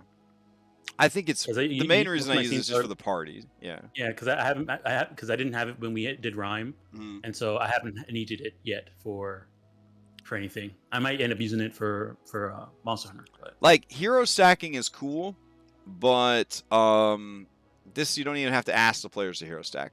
You can just go to the next scene, you drag the folder over, they're all there. All right, so then we've got DFred's effects panel. Pretty sure that's important. So DFred's effects panel is that upper right hand corner thing that you were talking about with the effects. Right. So that works with convenient effects. So that's the one that allows us to see the World of Warcraft style what buffs and debuffs are on a creature. Yep. Now, can a player select a monster and see the effects that are on it, or only the miniatures they can control? I think they only see owner tokens. Okay. It'd be kind of neat if they could like check on the status that is affecting like any given monster. That's definitely something like for 4th edition would be really good, since 4th edition is so video gamey. Let's see. Then we've got DF Dragonflagon's Scene Enhancement. So I still use Scene Enhancement because I like having thumbnails. I like having thumbnails a lot, and I believe the newer version allows thumbnails for players too, which is kind of nice. I like it too because it makes it so that clicking on a scene takes you to the scene instead of opening the configuration. Yes, and does it also have the navigate hotkey? Is that coming from Dragonflagon Scene Enhancement, or is that coming from somebody else? Wait, there's a hotkey for navigation? Well, not a hotkey. There's a little button. See what I snap! I didn't even realize that. I think that's from Convenient Effects then, because okay. I've never even noticed it. Let me try. Yeah. So, for example, we're in the Red Rock folder right now, and we're in Red Rock Village Square. But I could go to the Red Rock folder. Where is it? And I could toggle on this other one just by hitting the little compass there. So now it's in navigation and now it's out of navigation. I don't know. I don't know if that's from It might be. yeah, I'm not sure. but I like it. I like it a lot. Yeah. And so to set a thumbnail, you could either get a cool like establishing shot thumbnail, or you could just grab the map, assuming it's not too spoilery. And you grab the URL of the map. You go into the configure for the scene, and there should be a little thing called preview image override, and you post that in and you hit save, and then your map should have a lovely little thumbnail. And I like to use that as like the last thing I do when I've prepped a scene to remind me that the scene is like actually finished. So, oh, okay. Restless Raccoon saying that the navigation toggle button is from Monk's Little Details. That makes sense. Okay, Yeah, that makes sense. Monk, coming from Monk, yeah, that makes sense. Yeah. Let's see. So then we've got Dice So Nice. Is it a standard feature in Foundry 10? No. What the? Okay, so by default, it's gonna be hard to believe. By default, you don't actually roll any dice in Foundry. That is not a default feature of Foundry. So if you do not have Dice So Nice installed, you do not get to actually roll dice. So I joined a what was it? Dragon Heist game, and I was going through it, and he did not have Dice So Nice. installed. I was like, and I felt so bad. God, I didn't last long enough in that game, but my soul would have died in the first session. Like, I'm just clicking a button and a number appears. There's no like clackety clack sound. He was using better rolls though, so you know. Yeah, I mean, but ugh. Digital Dungeons and Dragons, it is a constant battle, a constant struggle, a constant effort to keep everyone engaged. If you don't have dice, you've already lost the battle. I'm telling you. It's a free mod. Install the mod. By default, everyone gets flat colored dice, the color of their Foundry color. But you could go hard. You could go real hard on Dice So Nice. In fact, there's quite a few add-ons for Dice So Nice. And if you host locally, or if you host on the Forge and you're good at actually, you know, like bundling your shit up into a module, you can make your own dice. You can go and get like the UV map of each die, and you go into like an image editing program. You can make the dice any way you want. You can make every face of the dice be an ooh face, you know, whatever you want. You can go in there and do that.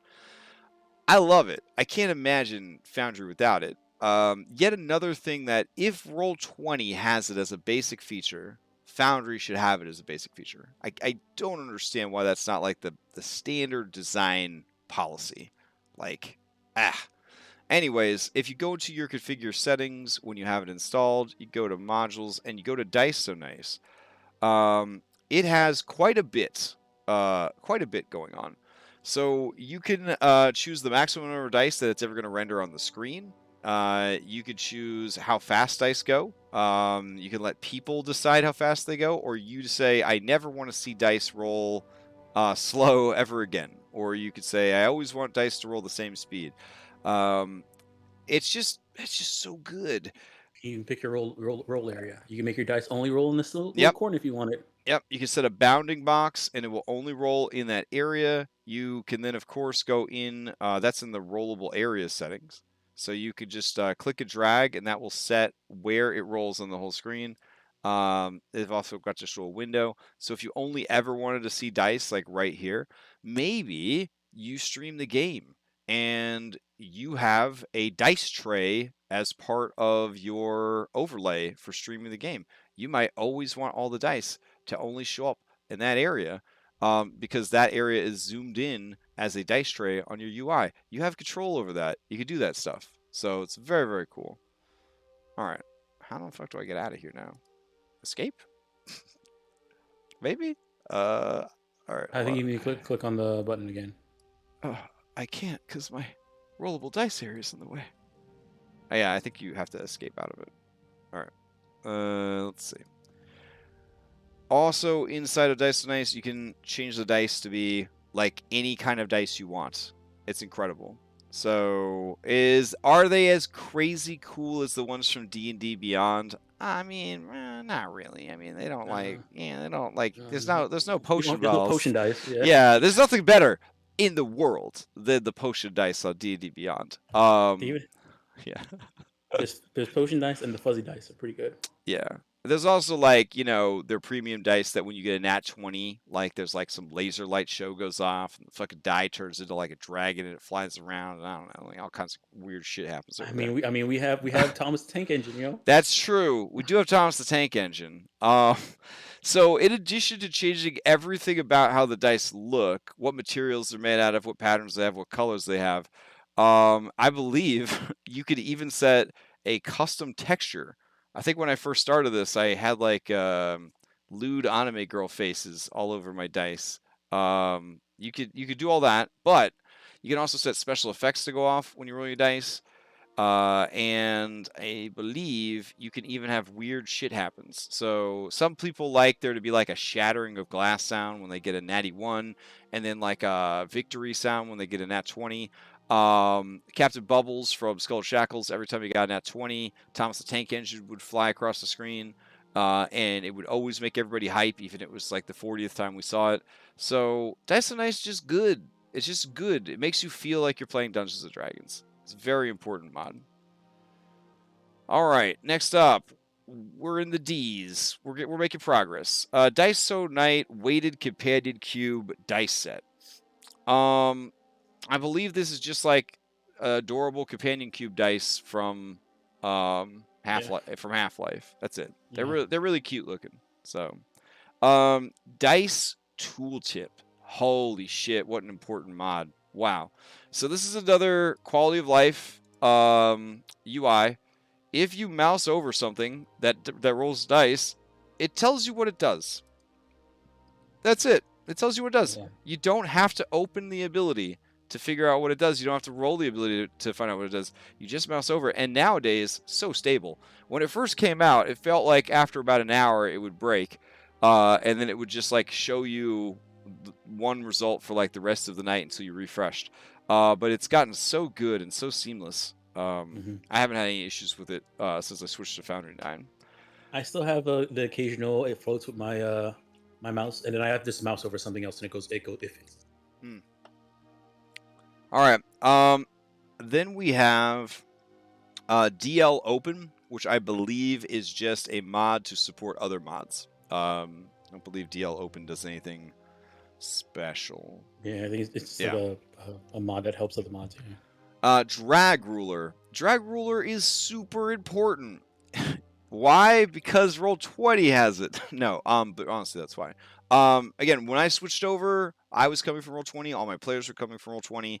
I wanted to recreate as much of Roll20 as possible. Drag Ruler, you start to drag your mini. Let me end combat here. There we go.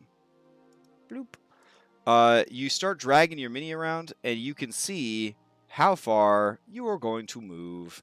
And you can hit a hotkey and divide up your path so that you can trace the exact route that you're going to go.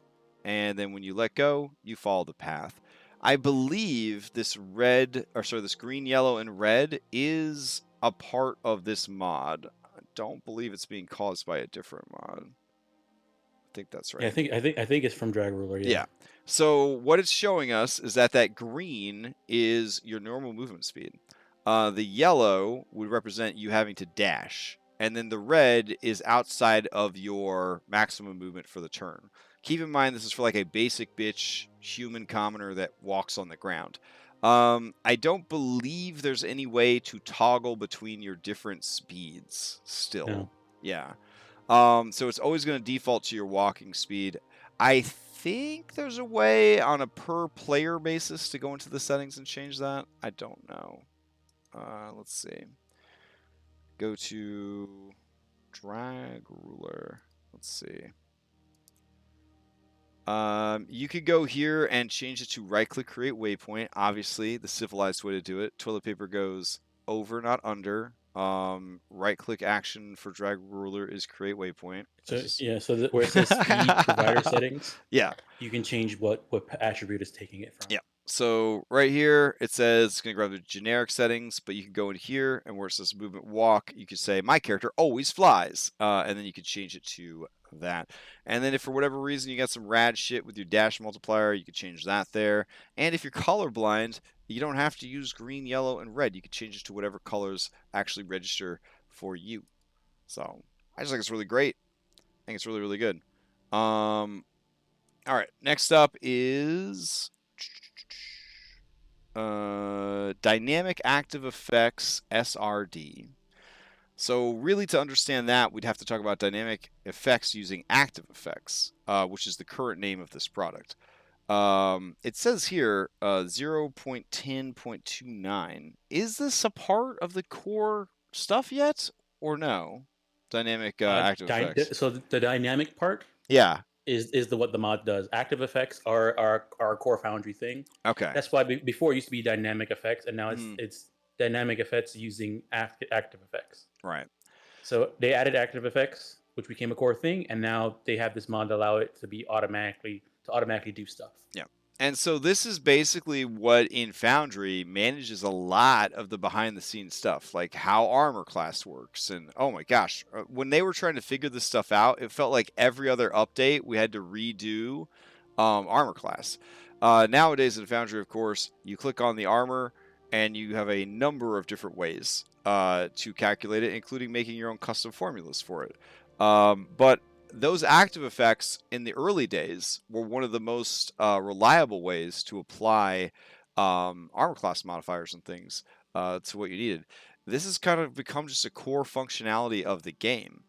The Compendium Dynamic Active Effects for SRD, basically it sets up spells and equipment and things like that to automatically have effects built into them. So if you looked in your compendiums, let's see. Oh, no, we're not on break. Wrong hotkey, brain.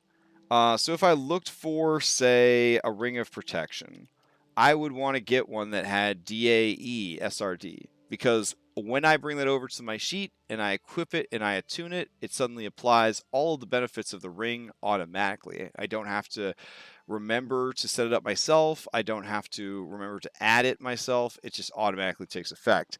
DAE automation is really the building block of like modern Foundry. Without this guy, I don't know. I don't know where we'd be at, because the work that he did with active effects, especially with now it being a part of the core game, I mean, that's how good of a feature it is. Anytime a Tropos adds something to the core functionality of Foundry, you know that it was a great mod. So, all right, easy. Oh, do you have something to add on the person that doing all the active effects stuff is the same person that almost all the active effect mods are from the same person. Oh, fantastic! So like the token one, this one, you know, all of them from the same person. Sweet. So the next one is EasyPolls. EasyPolls has had a few different iterations. This is the most recent one, and I think by far it's the best one so far. And nothing has improved the flow of my games more than having a polling tool. Oh my gosh. If you've got a group that's like especially indecisive, you can just kind of just say, hey, you guys have like 5 minutes to figure this out. And then towards the end of the 5 minutes, you listen, because that's what DMs do. And you say, all right, I'm throwing up a poll here. The options are going to be blank, blank, blank, and blank, because those seem to be the ones that you guys are leaning towards the most. You guys are going to vote on it, and we're going to go with the majority vote. You can vote on as many options as you want. If there's a tie, we're going to do a roll-off for the tie. We're going to move on with the game. Nothing keeps the game moving and on track better than having this poll tool. It's such a useful thing for running games. I love it. Absolutely love it. So to use it, I hit the hotkey, which is by default P, and then I say, what do we do now? Question mark. And then it can be shown only to GMs. The results could be shown only to the GM, which is kind of cool, because maybe you have an evil entity that says, I will spare all of you, but one of you must die. Whoever you're thinking about, that is the one I am going to kill. And then you have, shit, I'm writing that down. So then you put up a poll, and then yeah, and you set it for secret ballot, and you set it for DM only. Nobody knows who's being voted for, and then at the end of the poll, that person fucking dies. Welcome to Saw 7, Dungeons & Dragons. But by default, everyone can see it, and everybody can see not who voted for what, but how many votes have been placed for each one, which does impact voting. People will often change their vote if they don't think that their vote is going to count. They'll go and they'll vote for the one that, well, everybody seems to want to do this, I'll just do that too. So if you really want some honest results, do secret ballot. Then the players can't see until the very end who is doing what. But then you get down to options and you say stay and fight. Or you could say add option, say run away. Another option could be try to parlay. And then you hit create, and then the players go in and vote on it, and it shows you how many votes there are, and then you close it out, and you're good to go. It's absolutely amazing. I love it. Such a good mod. Such a useful tool for running games. All right. Another amazing mod that is really good for DMs, especially DMs that are setting up a new server or a new game, or maybe they're trying to integrate some new homebrew. Maybe they made a special cheating death chart for Curse of Strahd that has 127 different horrible things that can happen to you if you cheat death. So, you know, you want to have that in the game as a table. So what this does is it makes rollable tables super duper easy, like stupidly easy. So all you got to do is go over to your tables, and there will be values to table option, but there will also just be a table paste option. And for this, you just go into your Excel spreadsheet or your Google spreadsheet. You need a column on the left that has the numbers, and you need a column on the right that has the results, and those are the only things you're going to copy. You're going to left-click drag and copy it. You're going to paste it in. You're going to give it a name. Maybe you give it a little description. You're going to hit generate, and it's going to make a table for you. It's absolutely incredible. It's just so good. It saves so much time. I can't imagine building a table in Foundry from scratch. Like, I can't imagine having to do that. That sounds like torture. Look at what you have to do. No, I don't know. We're not even going to explore it. It's too horrible. Just go get this mod. It's free. The only other thing that by default Foundry has going forward is that if you have a folder of items, you can right-click on the folder and turn it into a absolutely roll table. So if you go, so there's only two ways I'm making a table. So EasyTable is a right-clicking on a right here, GG Potions. We could right-click on it and we could say create rollable table. Do you want to create a rollable table for that? So those are only two ways that you make roll tables. Yeah, there's no other way. Yeah. There honestly isn't. Don't even contemplate it. Just go get this mod. It's not an optional mod. Just go get it. All right, then we got Entice with Dice So Nice. That's just more dice. Dice are important. I think I have 7 different Dice So Nice mods. Fast Flip. I don't remember who found Fast Flip, but they're a goddamn hero. So being able to flip your mini is super important, because how else can Guy do a double take, right? That's immersive. Like, look at this shit. I'm basically a Pixar animator right now. This is incredible. You could also hold shift and flip upside down. So now you're doing like some parkour, doing some backflips. I don't know, maybe you're just falling down. It's very important. That's all the mod does. I think. No, right? Does it do? No, it has an AFK button too. It just has an AFK button thrown in there. I don't know. They're like, hey, I also made an AFK button, but I figured it'd be weird to have 2 different mods. I don't know. So here's the AFK button. And then it just puts a big orange circle on your face. This is AFK, and it tells everybody in chat that you went AFK, and that's honestly pretty fucking cool. So we use it a lot. What an amazing mod, and a little bonus feature too. Fast Flip, good stuff. All right, here it is. Follow me. Nothing has been as hard. Nothing has been as heart. Oh, for what? For Fast Flip? Yeah, for Fast Flip. If you hold, I don't know. There's a hotkey you can hold, and if you click, or something like that, hold it while your token is selected, it makes have like a little speech bubble pop up over your Oh, head. So if you're talking, you can make it so that it you know like that your character forces the speech bubble. not necessarily like a whole speech bubble. It just puts a little speech bubble over your token's head. Oh, let me see. Let me see. I forgot what the I think it was like. Allow speech bubbles. And then the icon for AFK. Oh, that's kind of neat. We can set a custom AFK. Okay. So I bet that's under the control options. Fast flip. Toggle speech. Alt S. Alt S. There it is. Okay. So if we were at guy and we hit Alt S. Oh, that's neat. As long as you hold it down, a little speech bubble appears. What does it do? It just says his name? Yeah, it's just a little speech bubble that lets people, like, if we didn't have like the little bouncing names and stuff like that while somebody's watching. Oh, so that could be a way to indicate who in a conversation is talking. Oh, that's cute. Okay. Yeah. All right. So then we got follow me. Nothing has been as emotionally draining as the gaining of mount up, the loss of mount up. The gaining of mount up, the loss of mount up, and then all the mount up pretenders that have tried to take mount up's place. Mount up was honestly never good. It was bad. It was bad from the beginning. It would break scenes. It would break teleports. It was horrible. But it was all we had. It would randomly shrink or enlarge tokens. It was horrible, but it allowed you to ride around on other tokens, and so it was good.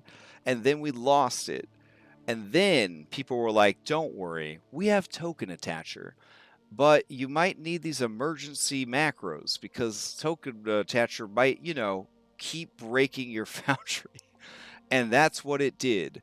And so I was like, nobody use this shit anymore. We're done. There's no more token attacher to mount up.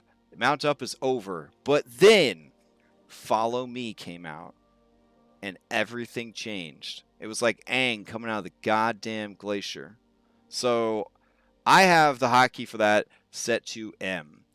And all I gotta do, and we had 20 fucking orcs follow a dog around on Thursday night. This is a very powerful mod. All you gotta do is grab your guys. You can grab a bunch at once if you want. Mouse over the thing you want to follow. Hit the button. It doesn't give you any indication that your shit worked. And then you just start moving, and they start following. And they even try to path in a relatively smart way. It reminds me of like old school Ultima, which was like a little top-down RPG, and everybody followed you around like a little caterpillar. It was so cute. Now, you could also like ride around on stuff too. So if we went and got a dragon, nope, that's the wrong one. If we went ahead and got a dragon, there we go. And we brought that dragon out. And then Guy mounted the dragon like bards do. And we select Guy. We mouse over the dragon. We hit M. Now when the dragon moves, Guy moves with the dragon. I kind of wish Guy stayed on the dragon, but it is what it is. Maybe I should have put him in the center of the dragon just for maximum effect. But you can see that he is keeping pace with it and that the other people are still following him. And then to turn it off, all we got to do is just grab Guy and move him independently. And same thing with these goblins. We just move them away, and now they're just not following anymore. We don't have to hit a button. There's no special macro we have to roll. It's just like grab the miniature and move it, and that's it. So good. So good. So powerful, too. 20 orcs following one dog. It was an incredible thing to see. Yeah. When I think about all the bad mount-ups. Going down the stairs. Oh, it was so cute, because they just try their best to follow the path that they're on. Ah, so good. Oh, man. All right, then we've got, let's see, Forien's Copy Environment.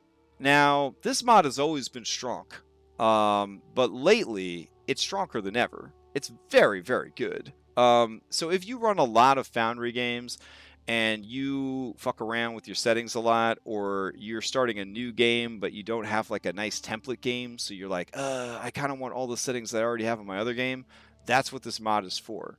So you go over to settings, and it doesn't look like you even have this shit installed.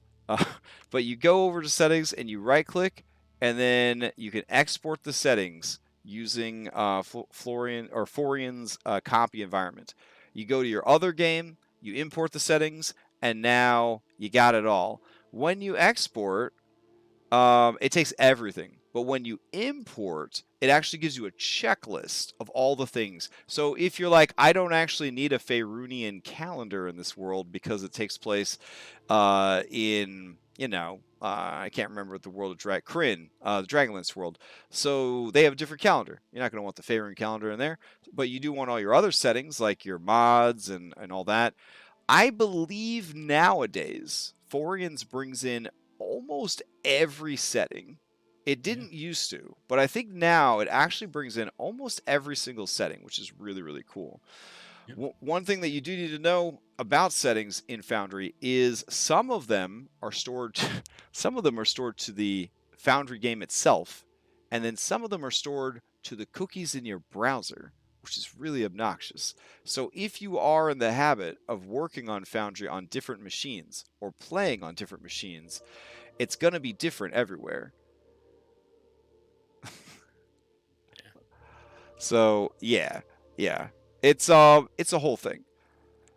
Let's see. Next up is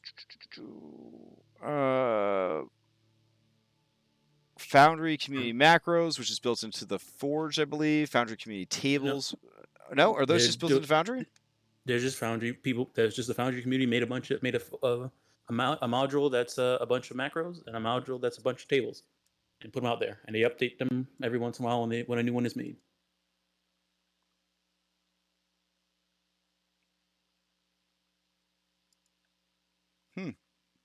Yeah. All right. Then it's just a compendium of macros and a compendium of roll tables. And just whatever's like the most useful and relevant for the particular thing. Like the 10,000 wild magic roll table. That's from the community macro, community tables. The one that's built into Foundry. Hype. All right. So then next up is Foundry VTT Arms Reach, which is still not a standard feature of Foundry. I think it is in 10. It is in 10? Okay. Yeah.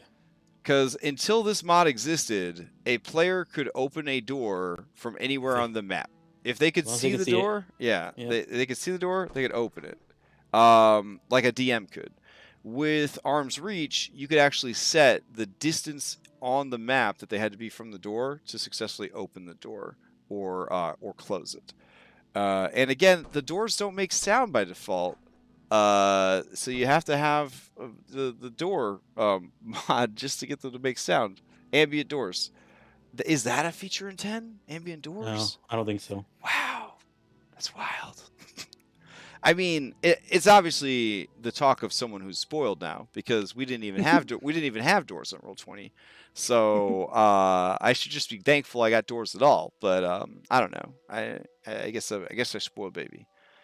Let's see. Next up, we've got FX Master.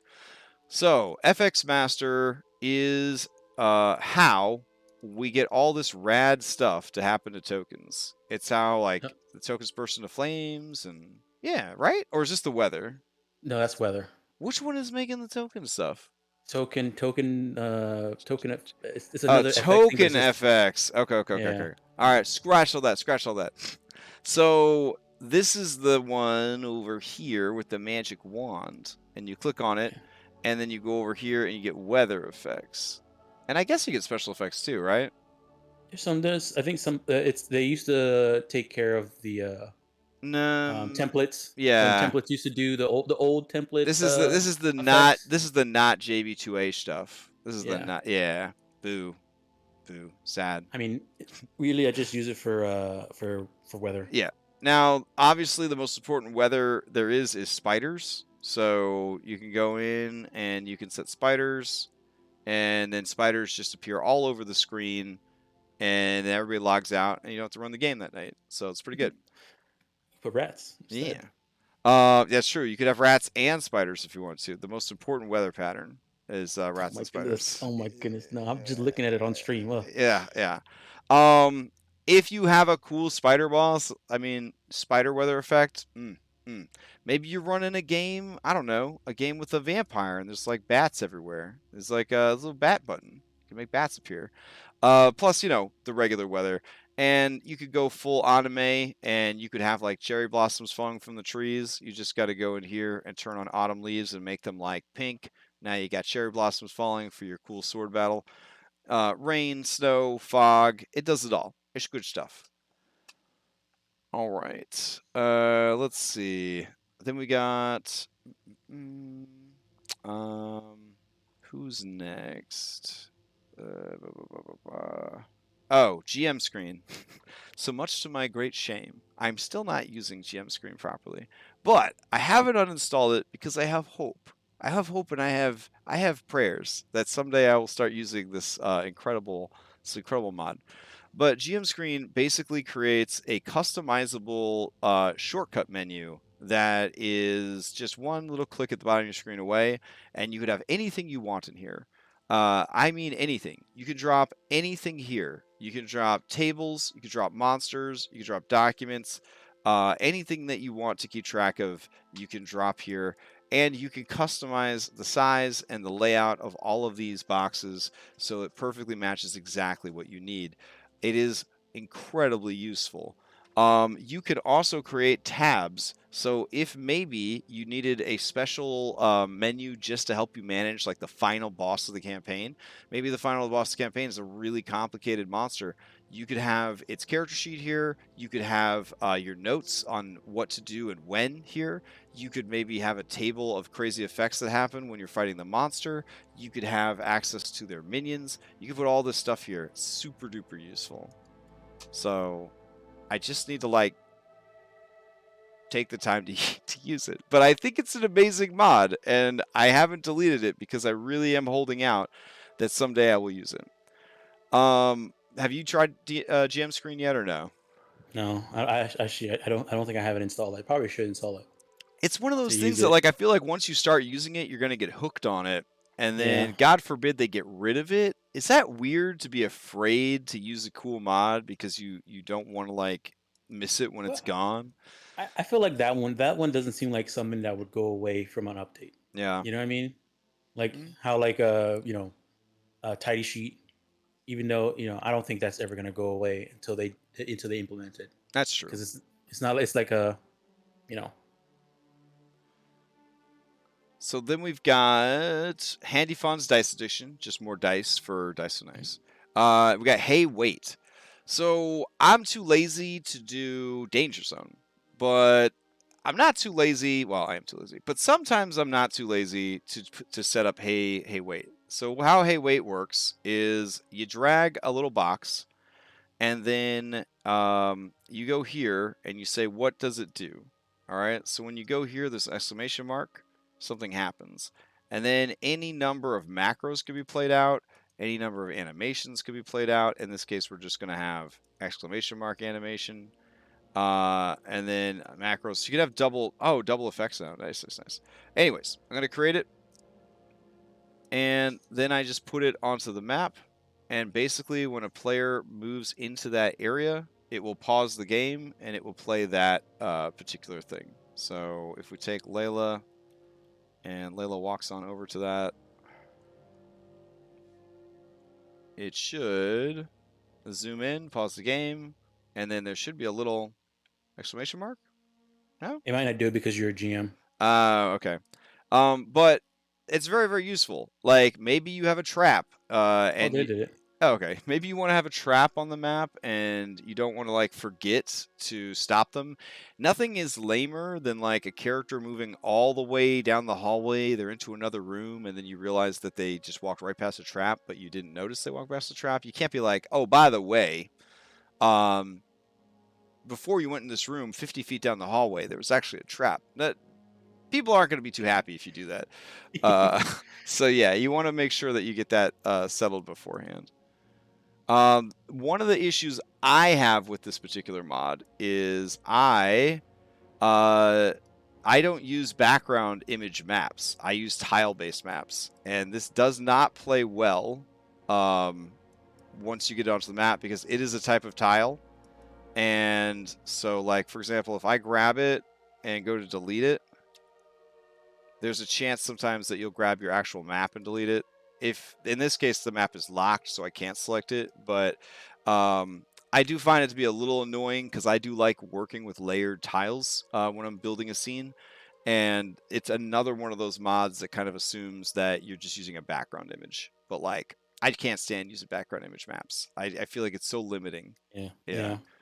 All right. So then we've got Illandril's Chat Enhancements. Okay, so how is this different than DF's Chat Enhancements? What is Do I have a oh, Illandril's Chat Enhancements is the color on the Oh, right. So if we go to right, is that, hold on, let me check, one of them is color and one of them is extra buttons. I think the extra buttons is also color, and in that one, I think last time we talked, I didn't have that one and you had it, and I was like, I never really. Let me check. Hold on, one second. Let me check. Okay. Because Chat enhancements. Okay, yeah, I have it. I think it is the color one. It's okay. Their color one is the one that does the outline of your and like just tints it, and then DS is the one that does like the big colored bar. And I think we like the outline better. How do we do the colored one? Like that's what red uses, right? Is the colored thing? Yeah, I have it too in Monster Hunter as well. Is it pretty called? Sure it's Illandril. It's Illandril's chat enhancements, huh? I'm pretty sure it is. Let me check. Because when I search chat enhancements, the only options I'm getting are for DF's chat enhancements. Now their chat enhancements actually do quite a bit of stuff. I kind of prefer it to Monk's, honestly. I feel like Monk's does too much to chat. No, I guess the color. Yeah, never mind. The colors from DS. I don't know what Illandril's doing. Let's find out. I don't remember. All right. I know I like her. I like Illandril's stuff for the what'd you call it?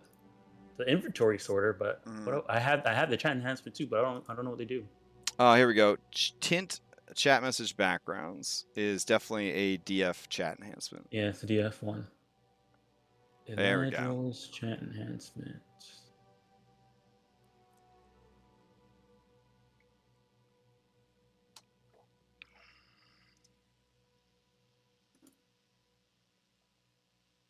Oh, okay. It just puts the name of who's talking. Oh, right. Whatever mini is selected, who's talking. So right now I have no mini selected, so it will say Crash Gen. Right, but if I have this dragon selected, this dragon that is hiding, that I don't want the players to know the dragon's there, but I selected it to look at its character sheet and I didn't unselect it, so I'm selecting it, and then I say something like, "Hey guys," and then it says, "Oh look, there's a dragon." Yeah, it's definitely a double-edged sword. Yeah, definitely a double-edged sword. I like it though. I think it's useful, especially if you have a group that likes to do like banter, like in-chat banter. Yeah, we've done it in Mythic. Yeah.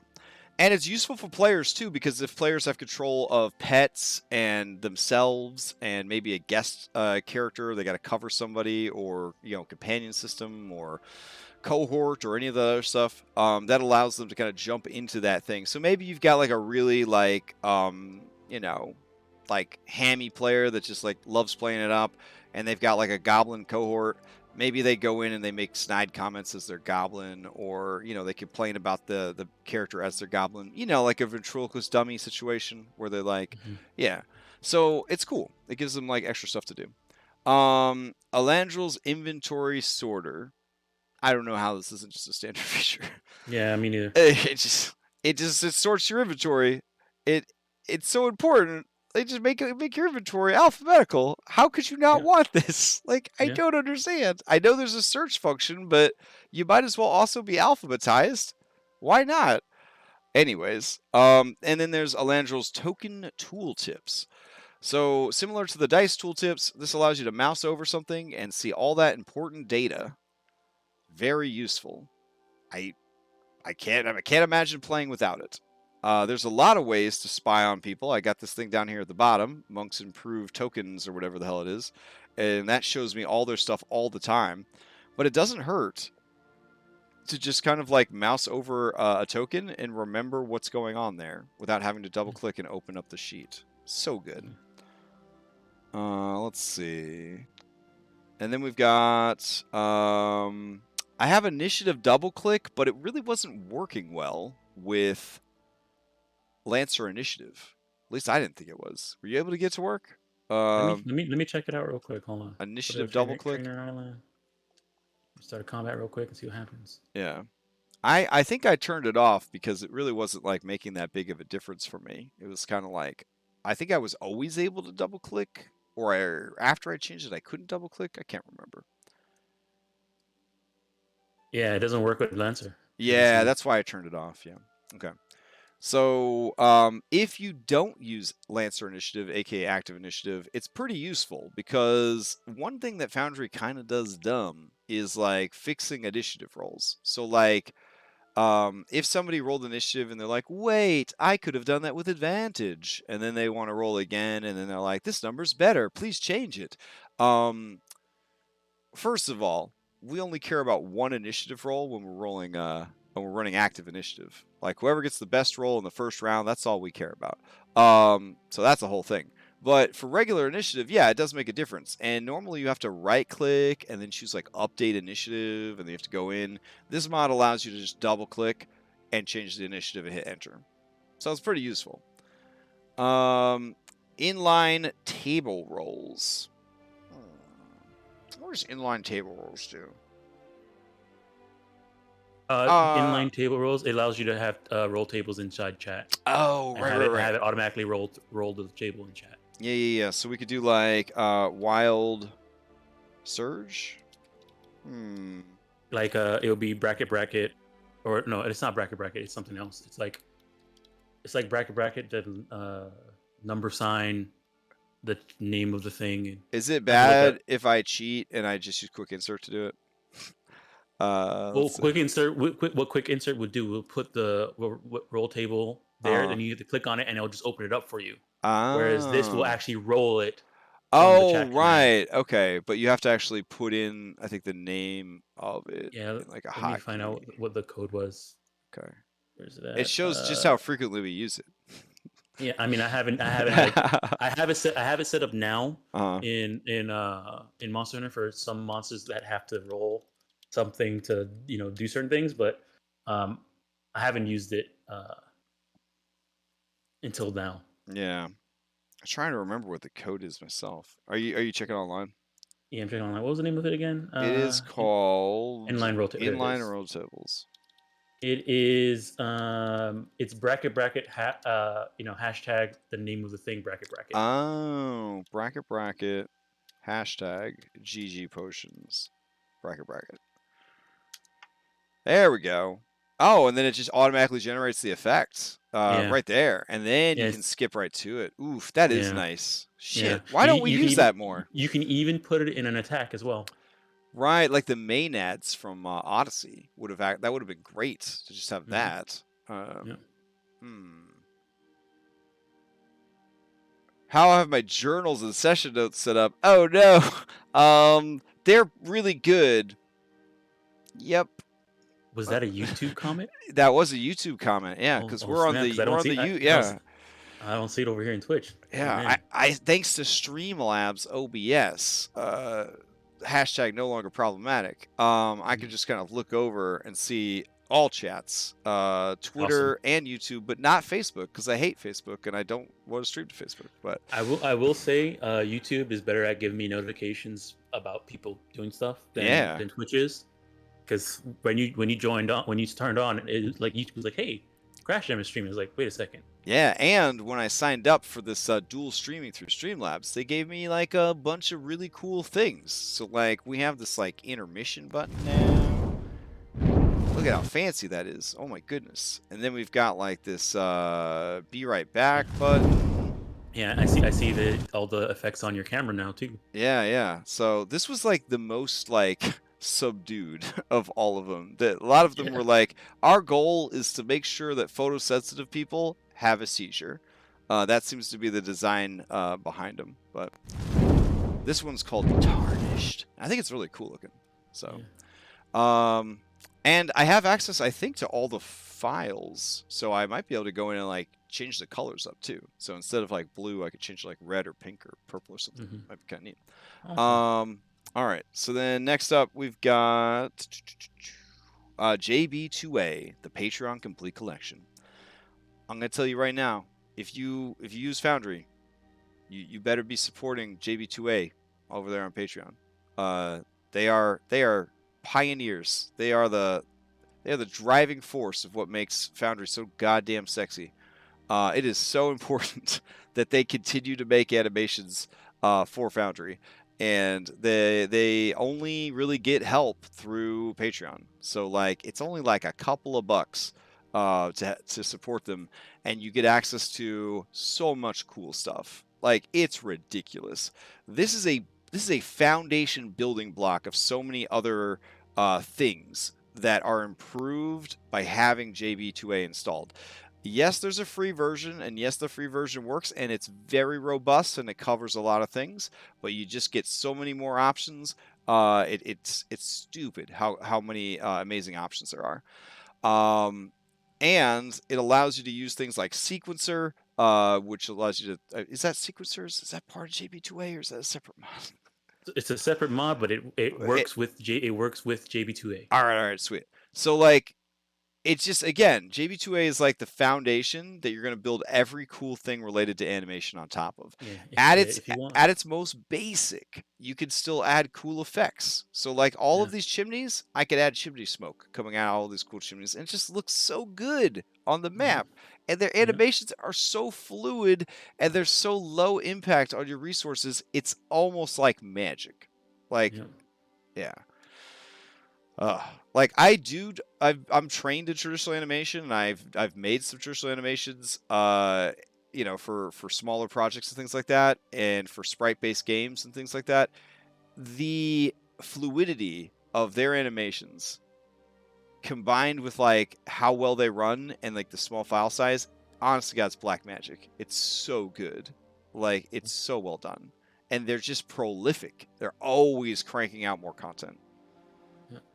In the early days, when I needed a special constellation map for Odyssey, I asked them, like, can you make me a star, like a flickering star? And they were like, well, what do you need it for? And when I told them, they're like, send us the map. And they made the entire map an animated star map. It's just so amazing. So they're just so cool. They're just the coolest people. All right, then we've got Kandashi's Fluid Canvas. All right, so Earthquakes. Yes, this is the one that allows us to shake the screen, and I always forget where it is, but it is this sort of like fart. I see this like kind of wind. It looks like it's like a fart, like coming out of somebody's butt. That's exactly what it looks like. If you go here, you have a couple of options: earthquake, perfection, heartbeat, which is a little weird. I haven't figured out what I'm going to do with it yet. Maybe like, oh, I know what you could use it for. In Monster Hunter, when the monster's like in rage, that would be like the perfect time to do that. To kind of give you that sort of like everyone's pulse is pounding and shit's about to get real crazy. Like that would be like a good visual for that. There's this one to just make people throw up. Sepia tone for them flashback sequences. And then you got this for, I don't know. Something cool. Something cool could happen with this. Yeah. I'll figure it out. And then we got blur. Oh man, when you had the negative zone for Skull and Shackles when you're inside the mine. Oh damn, that would have been so good. Oh man.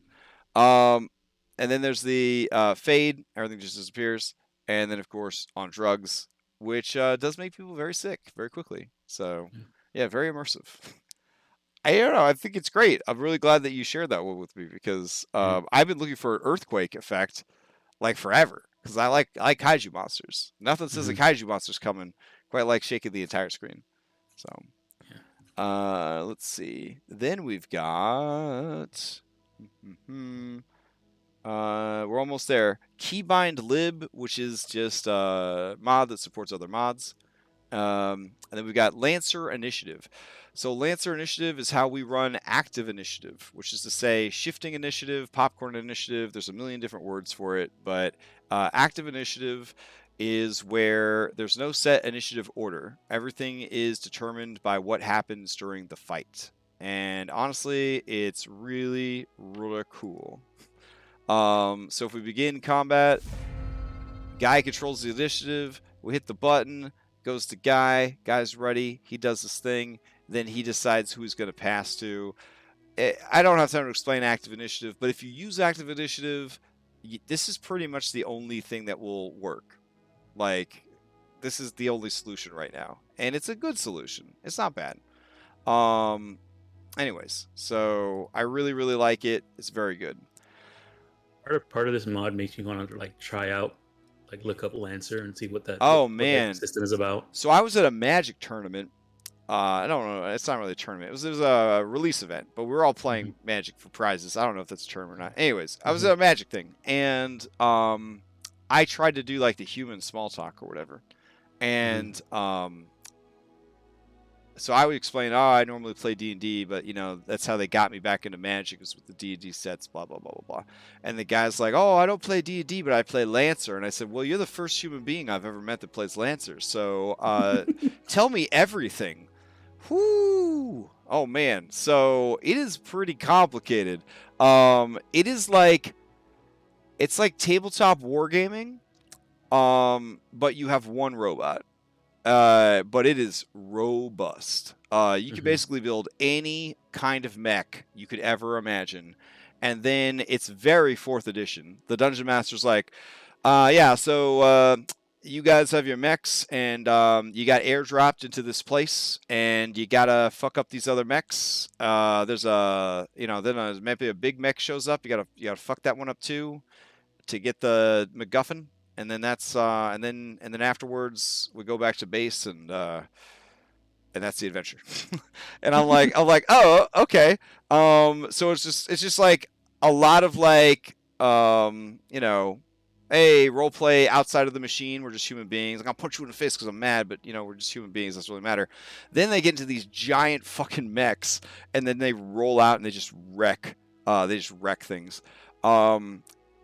My favorite fantasy mech setting / game was the original Xenogears game, which I guess spawned the Xeno Saga, where swords are waifus. And I haven't really played it, but I mean that's my takeaway. But Xenogears, one of the greatest games ever made. One of the greatest games ever made. And anyways, they had mechs in that system, and I always thought it was kind of neat because sometimes you would fight people that weren't in mechs when you were in your mech, and you could literally just step on them and they would die. And these were like really tough monsters if you were like on the ground fighting them and you just step on them with your kaiju mech. And I always thought that was super duper cool. Anyways, Lancer, it sounds pretty badass, honestly, but it's a little rules heavy. So I think I'd probably struggle a little bit with that. But I'd love to watch some people play. Maybe somebody will run a Lancer one shot for Extra Life. That'd be pretty dope, actually. All right. Or we could just like find people that stream Lancer and watch it. There's that. That's a thing that we could do. Yeah. Yeah. The internet is very wide and big. Okay, so then we've got laptop form fix. So what does laptop form fix do? Basically, it makes sure that nothing on your Foundry screen is allowed out of bounds. It tries to keep everything within bounds. This is really important because like laptops will frequently have a very low resolution. And so your Foundry game might look like what mine looks like right now, where everything's like really big and everything's really zoomed in, and this is like the best you have to work with. And if you're opening windows and stuff, the last thing you need is for a window to end up in a place where you can't click on it and access it. And so the goal of this laptop form fix is to prevent that from happening, essentially. My goal is to try to make my Foundry game as accessible as possible, so people playing on the worst computer in the world or their old work laptop or whatever can still kind of participate and play. So that's what it does. Basically, it fixes issues where some form applications put the submit button off screen. It just rearranges the HTML, CSS of all other apps to make sure that they are never allowed to go out of bounds. So that's what it does. It doesn't hurt you at all to install it. It's free, but it could help some of your players out a lot. That's why I think it's a very important one to have in there. Lazy money. So as a player, a very infrequent player, I actually went to delete this mod, and I was told, not just by Dom, but by other people, that they rely on this mod, so I have left it. But basically, I don't want to do math. yeah. So basically, lazy money, it just auto calculates your money. So over here, if like he got what, like 1,000 copper pieces, it would convert it to the highest currency. Is that what it's doing for you? Well, Or it's more like if you had like 100 gold and then you just went into copper and did minus 100 copper or something like that, it would take it. oh, gotcha. Okay, gotcha. This is how infrequently I do anything as a player. And so, but I know that it's important. Oh, and then it does have this conversion button. So if you hit this button, it'll take all your low money and it'll make it into high money, which I think I have used that as a player. I don't know. The last game I was in as a player, we didn't really get a lot of money, so yeah, you guys got a lot of money at the end. It's just nothing to spend it on. Yeah. I was like, man, hold on, final boss. I want to just experience what it's like to pretend to spend this money. Okay, all right, I can continue. Let's see. Anyways, it's a very good mod. It's a very useful UI thing. It's a very good accessibility thing because some people are just bad at math. Like, why put them through that? You know, they're here to have fun. If there's a way to auto-calculate their money, why not just put it in there? Doesn't mess with any other mods. It's a good mod. Less fog. So one of the biggest complaints when Foundry first came out was, I love the lighting tools. It's amazing, except I'm the Dungeon Master and I can't fucking see anything. And so I'm pretty sure Less Fog is the mod that makes it so like the DM never actually gets the full effect of darkness. Is that? Yeah. So like Less Fog, it's a little mod, but it does like it's a huge difference for the DM experience. Like, I can't imagine not having it. Well, I can, because in the early days, we couldn't fucking see anything. You had to wait until you were very confident with how your scene was set up, and then you turned the lights out. And it was like, what the fuck? Yeah, I think you like intentionally would leave monsters with dark vision with like sight so that you could like try and grab one and then like be able to see inside a room.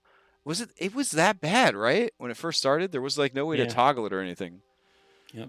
And I remember like another thing too, this mod does, like when you're, even as a GM, when you're selecting somebody to see what they can see, you can still kind of see, you know, everything around them. You know, like even when they can't see inside, you can still see. Yeah. If it's like, oh, this person obviously can't see, but there'll be like a little gray, like a grayed out circle, so that you can still kind of tell what's going on where they are. So it's a very good mod.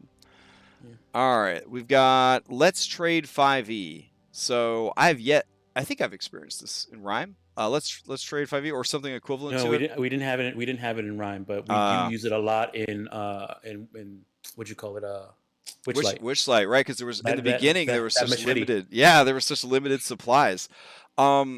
It's really fun and it's really cool. You give the players an item, they figure out what to do with it. It's awesome. Like, you don't have to wait around to find out who finds it. If Guy says that he opens the treasure chest, just dump all the shit on Guy's sheet. Just drop it in there. And now Guy can hand it out to the rest of the party. They go to their inventory. They right-click on an item. They can send to player. They pick out who the player is, and they pass it to them. Why is it there's no player available? Oh, because nobody else is logged in right now. Okay. Yeah, it's based off of the actual player, not the character. I think by default, permissions are important. Like, you can't like just slip something into somebody else's inventory.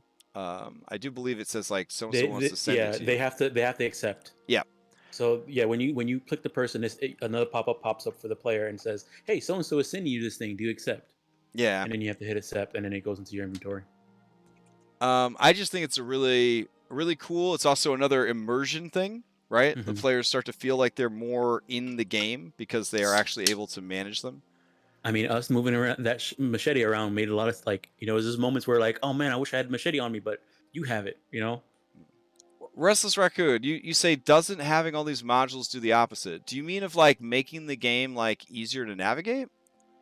Or do you accessible? I guess like accessible. Make it so like somebody who having a crappy computer. Right, You're right, running right. with all these mods. Well, we have a mod we haven't gotten to yet that helps users by auto adjusting their settings to run on whatever computer they have. Also, a lot of the mods that I have 142 active mods, but most of them are either compendiums that are just full of like information that we need. Oh, right. So yeah, what I'm saying is a lot of the mods that I have 142 mods, but most of those mods are just tweaks to the UI, and they're all optional. So players can choose which of the UI mods they want to use by going to the settings and changing like what they have. They can adjust the font size. They can adjust like what type of character sheet they're using. They can adjust light mode or dark mode on those character sheets. They have so much control over how they interface with their character and their character sheet. For example, we haven't talked about these mods yet, but down here you've got your hotbar. So if you want to go Worlds of Warcraft style, you can. But say you're on a laptop and you're trying to save space, you could just close these up so that you don't have to worry about those anymore. We have pop out. So if you want, you can take your character sheet and put it in a different monitor if you have a side monitor or whatever, and then manage your character from there. Or we have the ability to just kind of use your character sheet as is, and then you can favorite things, and then they show up here, and then on your main page. So you can put all of the things that your character usually does right here on the main page of your character sheet, so you don't have to worry about clicking all these tabs. And we have another way to access everything that's on your character sheet. We have a mod that when you select your mini, it has a little heads-up display here that appears, and they can kind of mouse over and find exactly what they need for the character and do it that way. So, like, depending on how the user likes to keep track of stuff, how the user's computer is set up, how many monitors they have, what the resolution of the monitor is, all of these different mods allow them to adjust their Foundry experience to be best for them. And that's the main reason I have so many mods.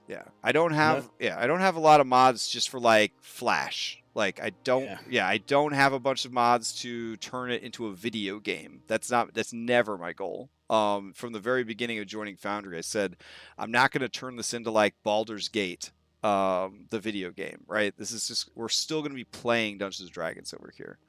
Another thing to keep in mind too is that a lot of the mods are loaded in on the first load, so the first load might be slow.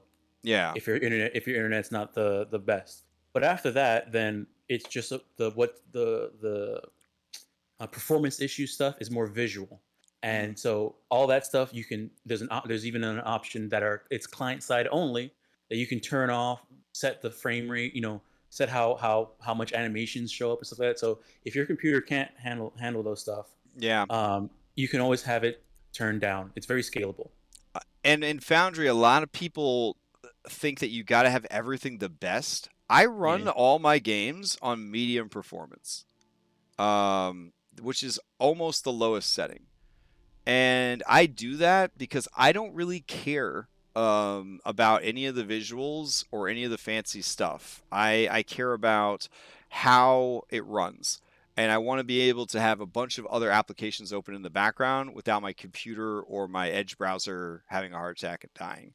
I'm going to tell you, you aren't missing out on too much by turning your performance to low. You really aren't. Like, you're not going to get like the super detailed lighting effects and things like that.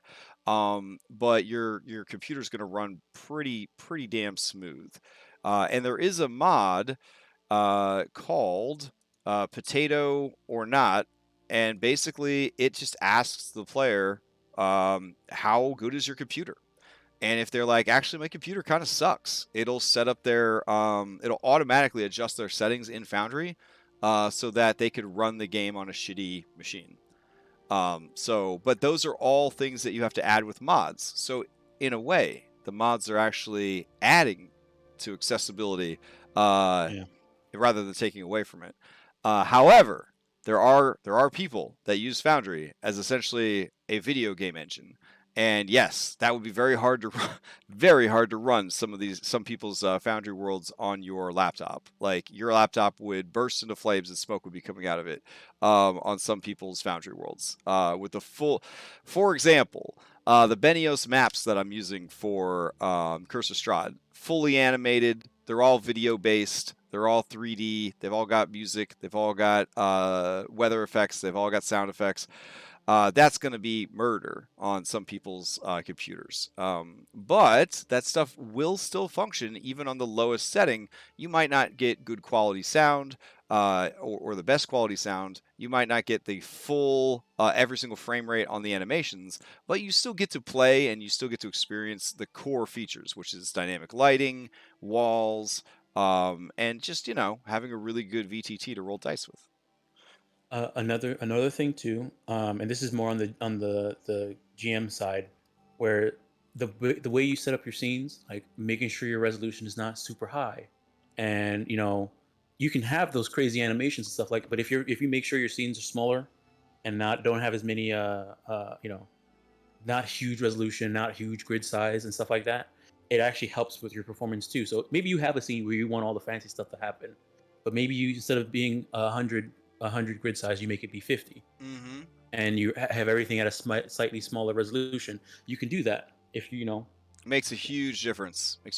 And as Zevran on Twitch pointed out, keeping your active shit as clean as possible is so important. That's not their words. That's my words. But basically, don't keep every actor that you've ever used in the campaign.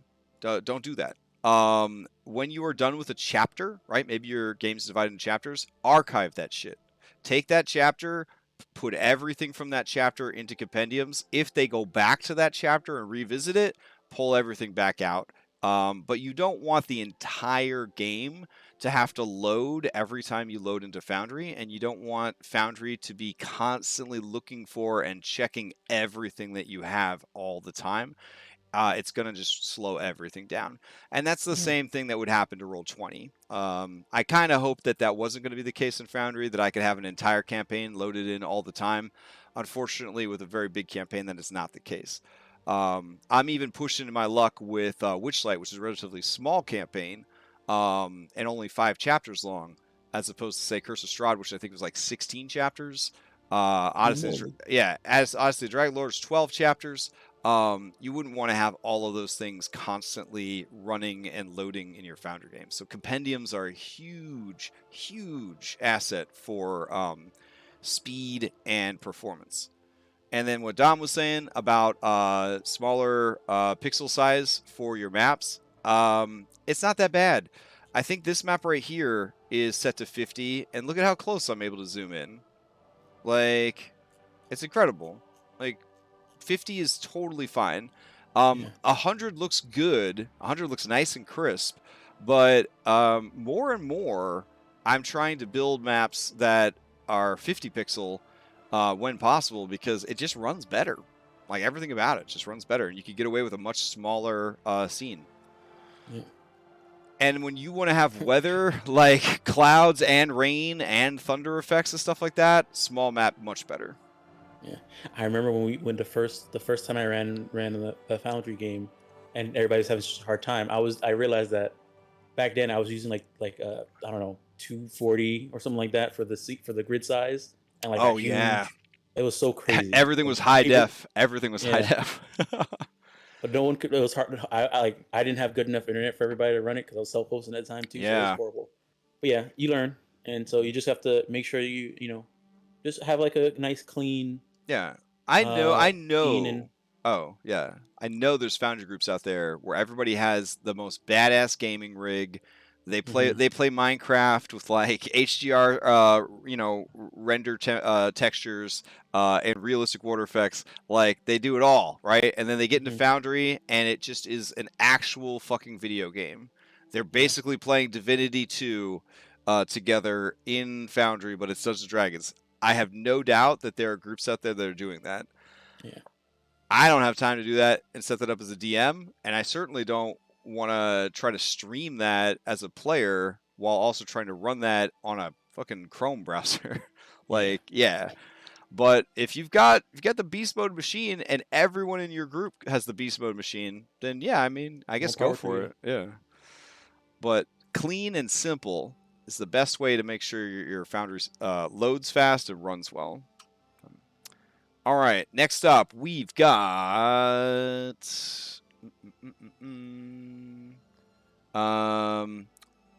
lib color settings, which is a mod that supports mod.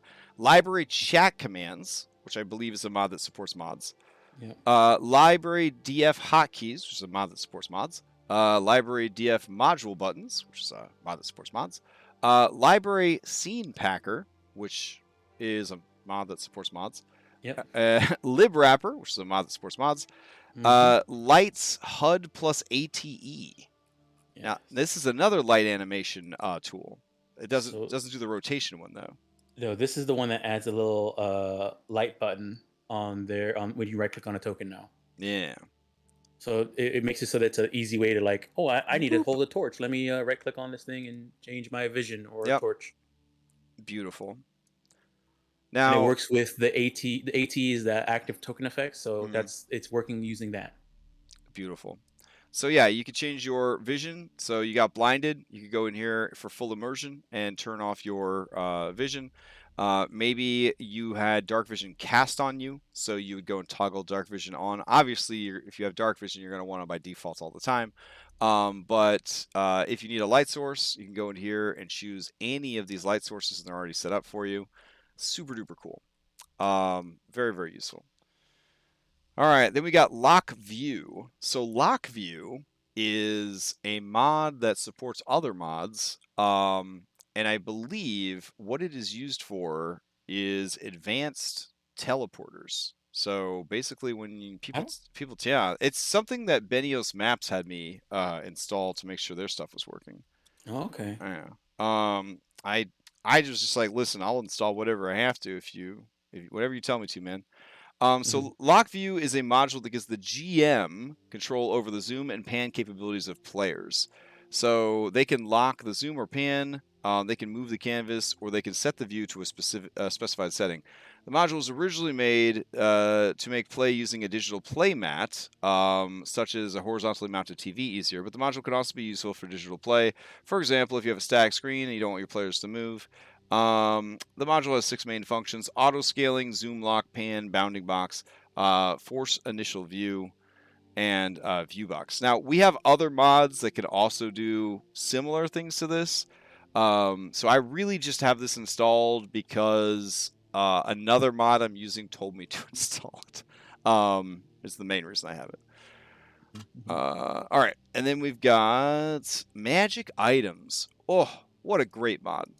So yeah, so magic items allows you to go in to an item, and let's see. Let's take this martial weapon here. You got this longsword, and you have a magic items tab here, and you say, yeah, it's a magic item. Now you can actually give this thing spell casting abilities and feats. So if this sword, for whatever reason, gives you Tavern Brawler, you could like drag Tavern Brawler over here, and now it's gonna let you do that. It's pretty neat. Like you can also have it like give you spells, and the spells could use charges, and then the charges can like refresh at dawn. And this is how you could build like custom wands that when you use the last charge, it automatically rolls to see if the wand's destroyed so that nobody has to remember to do that. So good. It's so good. It can be a little bit of a chore to get it set up properly, but for really important items or very complicated items, I can't imagine anything else. It's so good. Yeah. It should be a core thing into the D&D 5e system. Yeah. Yeah. It says, could magic items also add features? Yeah. Yeah. But feats are technically stored as items, so that's why I added like Tavern Brawler, because it says it's a item, but it is a feat. So I drag it over, and then while you have it equipped, you will also gain access to this. Oh yeah, the bardic instruments are just shockers with different things that they do and different abilities. So it's just very, very useful. Staffs are the best. This thing shines with staffs. Mm-hmm, mm-hmm. Like staffs that allow you to cast certain spells for charges. Like Staff of Cold or... Yeah. Let's see. I found the thing that helped perform some. Yeah. I already read that one. All right, sweet. So I like magic items. I think it should be a core feature. Super good. Whew. Okay, MIDI quality of life. I don't even know how to describe this to people. Do you want to try to handle this one, Dom? Like what do you even say about it? The main thing for MIDI quality of life is that it does all the automated combat stuff you want to have. If you want your game to be a video game, this mod that does it. Yeah. You want it so that somebody targets an enemy, and then when they use their attack rolls, it determines whether it hits or not, and then it reduces their HP based off of their resistance. Like that. And as a GM, you don't have to do anything. You don't have to pay attention at all. And this is what that mod does. Yep. You can have it set up to automate everything, and then it even has things like you can make it so that it plays a certain sound when you hit. Like whenever somebody does a weapon attack, you wanted to play a sword clashing sound. Sure, you can have it do that. Like there's a lot of stuff it does. Yeah. And it also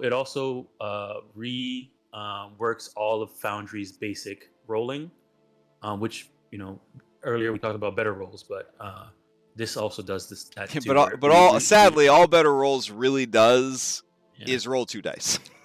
That, and it also automatically rolls the damage and everything like that and puts it into one chat card. Whereas right, and the critical hits. Yeah. And with MIDI quality of life, it's gonna show the chat card of the weapon. It's gonna show the attack roll as a separate chat card. It's gonna show the damage as a separate chat card. Yeah. And which is really annoying. Yeah. But if you don't care about running a good 5th edition game, you could just not use better rolls, and then MIDI quality of life could handle everything. So yeah.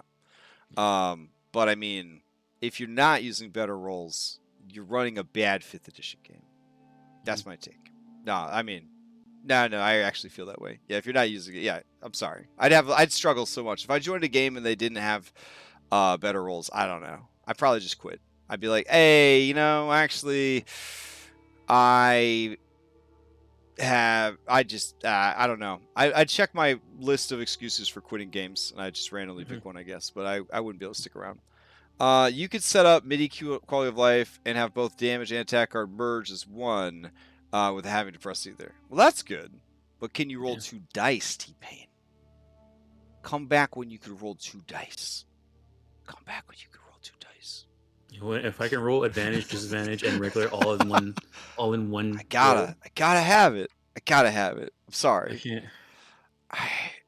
I think I'm ready. When Kakarota says, "I'm sorry, everyone's got to switch to 10, or you can't use the forge hosting anymore," I might have to switch. I might have to just self-host. I don't know. If they haven't got better rolls working by then, might just have to switch to self-host. By that time, maybe we'll join the one D&D VTT. Oh, that's true. Yeah. We'll just switch over to. That's going to be a great platform. Let me tell you. I know that's going to be definitely as good as Foundry. You betcha. Anyways, so yeah, nothing but love for MIDI quality of life. People use it for everything. I don't use it for a tremendous amount of stuff. I do use it in tandem with better rolls to help automate certain tasks and things that happen in the game. I think the coolest thing that I would use MIDI quality of life for is to have it automatically have my minions roll their saving throws when they're hit by a fireball. That there's some temptation there, because that does slow things down quite a bit. Yeah. Because, then you have to check, did you pass? Which one of you is named, Pleased Goblin, and which one of you is Lifeless Goblin? Yeah. So, tempting. But you can have that and still have better rolls. Oh, yeah. Yeah. I just haven't bothered to, set it up, because, I got burned so hard by, automation when we were playing it. Yeah, the ultimate sleep spell. You will sleep forever. All right, so then we got minimal UI. Again, I like UI mods, and I like fitting as much shit on the screen as possible. Minimal UI, it makes everything smaller. That's very important. Trust me. It's very important. Foundry has a lot of shit it wants to show you all at once. Roll20, you can play that on a little tiny handheld Chromebook, and you're probably going to be okay. You'll probably be able to see what's going on. Not the case with Foundry. The default menus for Foundry are chonky. I do recommend minimal UI to everybody using Foundry. Oh no, Restless Raccoons on Twitch says, if you've tried to homebrew something in D&D Beyond, you know how easy it'll be to DM on 1DD. Well, guess we're not leaving Foundry. All right, cool. Thanks. That settles that. God, the 4 hours it took me to make woke apes or whatever? No thanks. No thanks. Never doing that again. Never doing that again. I could have gotten like a master's degree in something in the time that it took me to figure out how to make custom content on D&D Beyond. So I had to make the Valda's Enforcer subclass for Rogue. I just got up to the level 9 feature, and that was it. Yeah. I stopped. Yeah, no thanks. At that point, I'm like, I'll just make it in Foundry so that like other people can just like quick insert search for it and have it that way. I don't know. Like, yeah. Plus, the way they do classes now in Foundry, you could just attach all these abilities to the class. Yep. And the subclass, and then it just automatically has them loaded and ready to go. Zevran on Twitch says the problem I foresee with D&D Beyond's 3D virtual tabletop is that it's going to be a worse Tailspire. Damn. 100% agree. 100% agree. I wish they had just partnered with Tailspire. That would have been the smartest move. If you wanted to make something like Tailspire, Tailspire is almost done. Just buy Tailspire. You're fucking Hasbro. You made $6 billion last year off of D&D and Magic. I'm pretty sure you could afford to buy Tailspire. So dumb. All right. Next up is a Module Management Plus. This is why my module management looks so good. I don't know what else to tell you. You know, I need to get that right now. It is so fucking good. Oh my god. This is where it's at, baby. You can also export all of your mod list exactly as is, and then import it into another game. So maybe you're not using Forien, Forien's copy environment, but you just wanted to like give someone like your mod set up exactly how you have it. You could just export it, and then they could import it if they have this mod. Very useful. You can also search presets and make presets. So you can create as many different mod presets as you want. So it's like, oh, I'm running a game and we're using regular initiative. Well, I'm going to make sure that Combat Carousel is working, because Combat Carousel is fucking awesome. I mean, that's a really great mod for traditional, combat. And then you turn on double-click initiative, and you have all these mods that you wouldn't normally use with active initiative, and vice versa. Maybe you're playing a game that doesn't have a need for, I don't know. I can't think of like a particular set of mods besides initiative ones. But, oh, okay. You don't want a bunch of compendiums on for this particular game, so you might have a preset that is less compendiums. So it just has like the player's handbook, and that's the only one. All the other D&D Beyond compendiums are turned off. You could have that as a preset. It's very, very good. I like it a lot. All right, next up is, I don't use Monk's active tile triggers, but I will tell you that Monk's active tile triggers is fucking amazing. If you're willing to learn it and put in the time, it could do some pretty amazing video game stuff. If you were trying to make your game a video game, it is an awesome mod. Red did some crazy stuff with it on the Scooby-Doo one shot. He made it so that you have to click on a statue and it opens the door someplace else, and also play the sound at the same time. That's amazing. Yeah. I tell people all the time, any chance you have, Red does not run a lot of games. He only does like miniseries and one-shots. If you ever see Red Kobold Gaming running a game, you need to play in that game. Like, it is such a treat to play in one of Red's games. Like, this is like the guy from Toy Story when he's like fixing Woody's boots, or when he has to fix Woody. That's Red preparing any game in Foundry. So it's so much thought and effort goes into it. And if he doesn't try to charge you, you should send him money on PayPal anyways, because the dude over 100 hours of prep easily for a one-shot. It's absolutely insane. All right, I think he will be running the Scooby-Doo one again for Extra Life. So if anybody wants to play in it and they missed it the first time, we'll be able to play it then. All right, then we've got the actual Monk shit that I use. Monk's Enhanced Journals. It's good. It's very good. I don't know what else there is to say. It's actually going to be a version of that is actually going to be Core in 10. Oh, look at that. That's beautiful. So just a much better navigation to get between picture and actual like description. And then it lets you shortcut to other stuff without being on the journal page. Lets you search the journal entry that you're currently in. It's just really, really good. Anything by Monk is really good. If you can't decide what kind of stuff to install for your game, Monk stuff is all really, really good.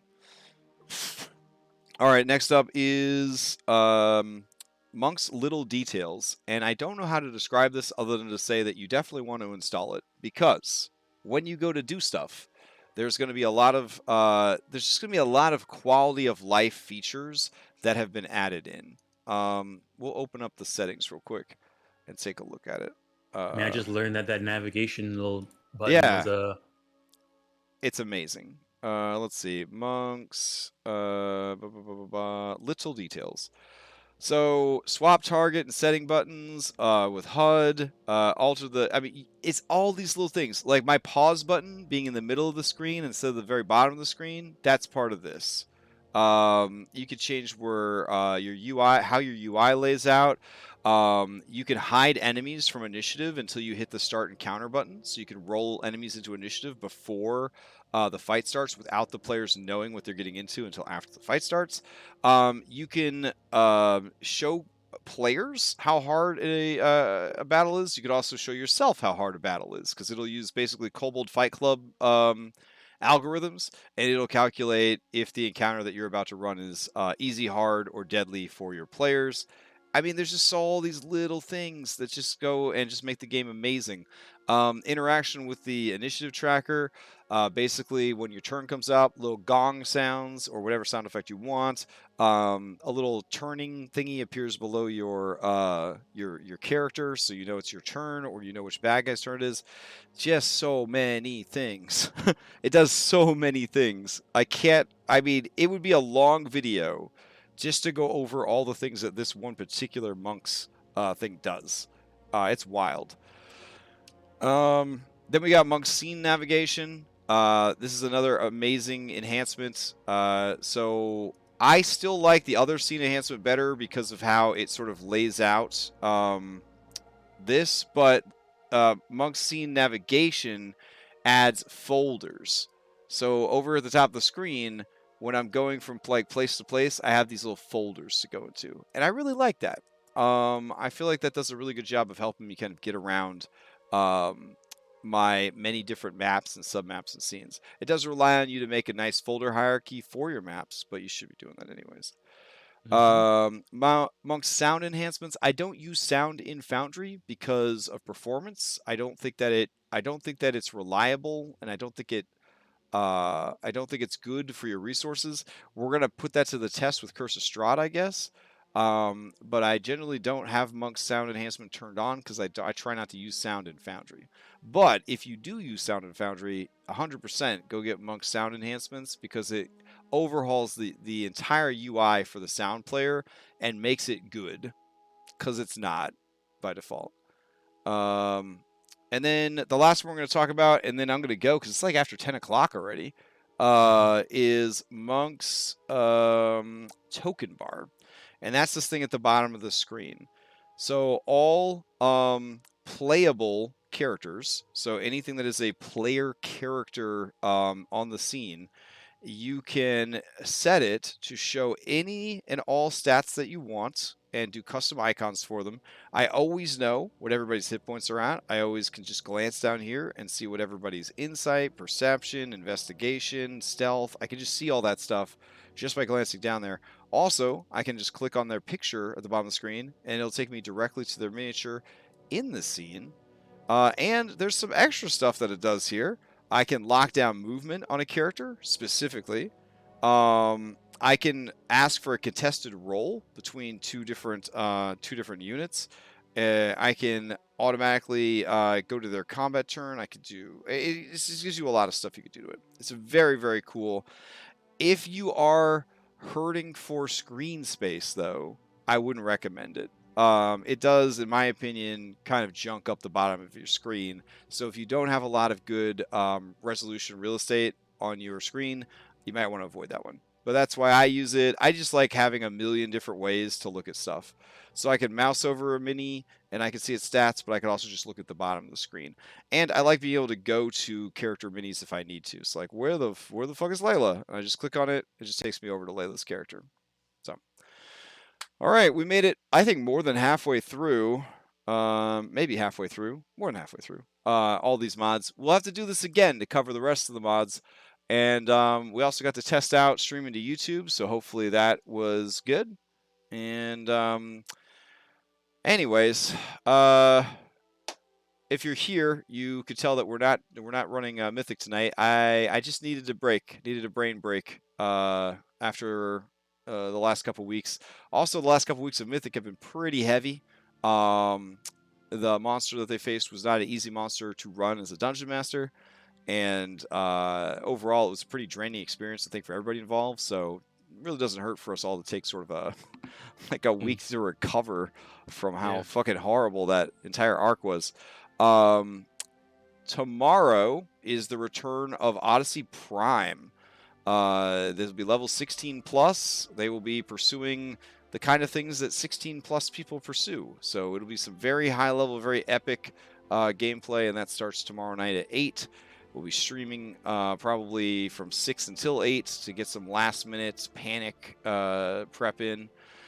Tuesday, I don't believe anything special is going on. Wednesday is the first session of Dom's Monster Hunter, Molten K, Legend of the Molten K. And then Thursday, Witchlight continues in Chapter 4, Yawn.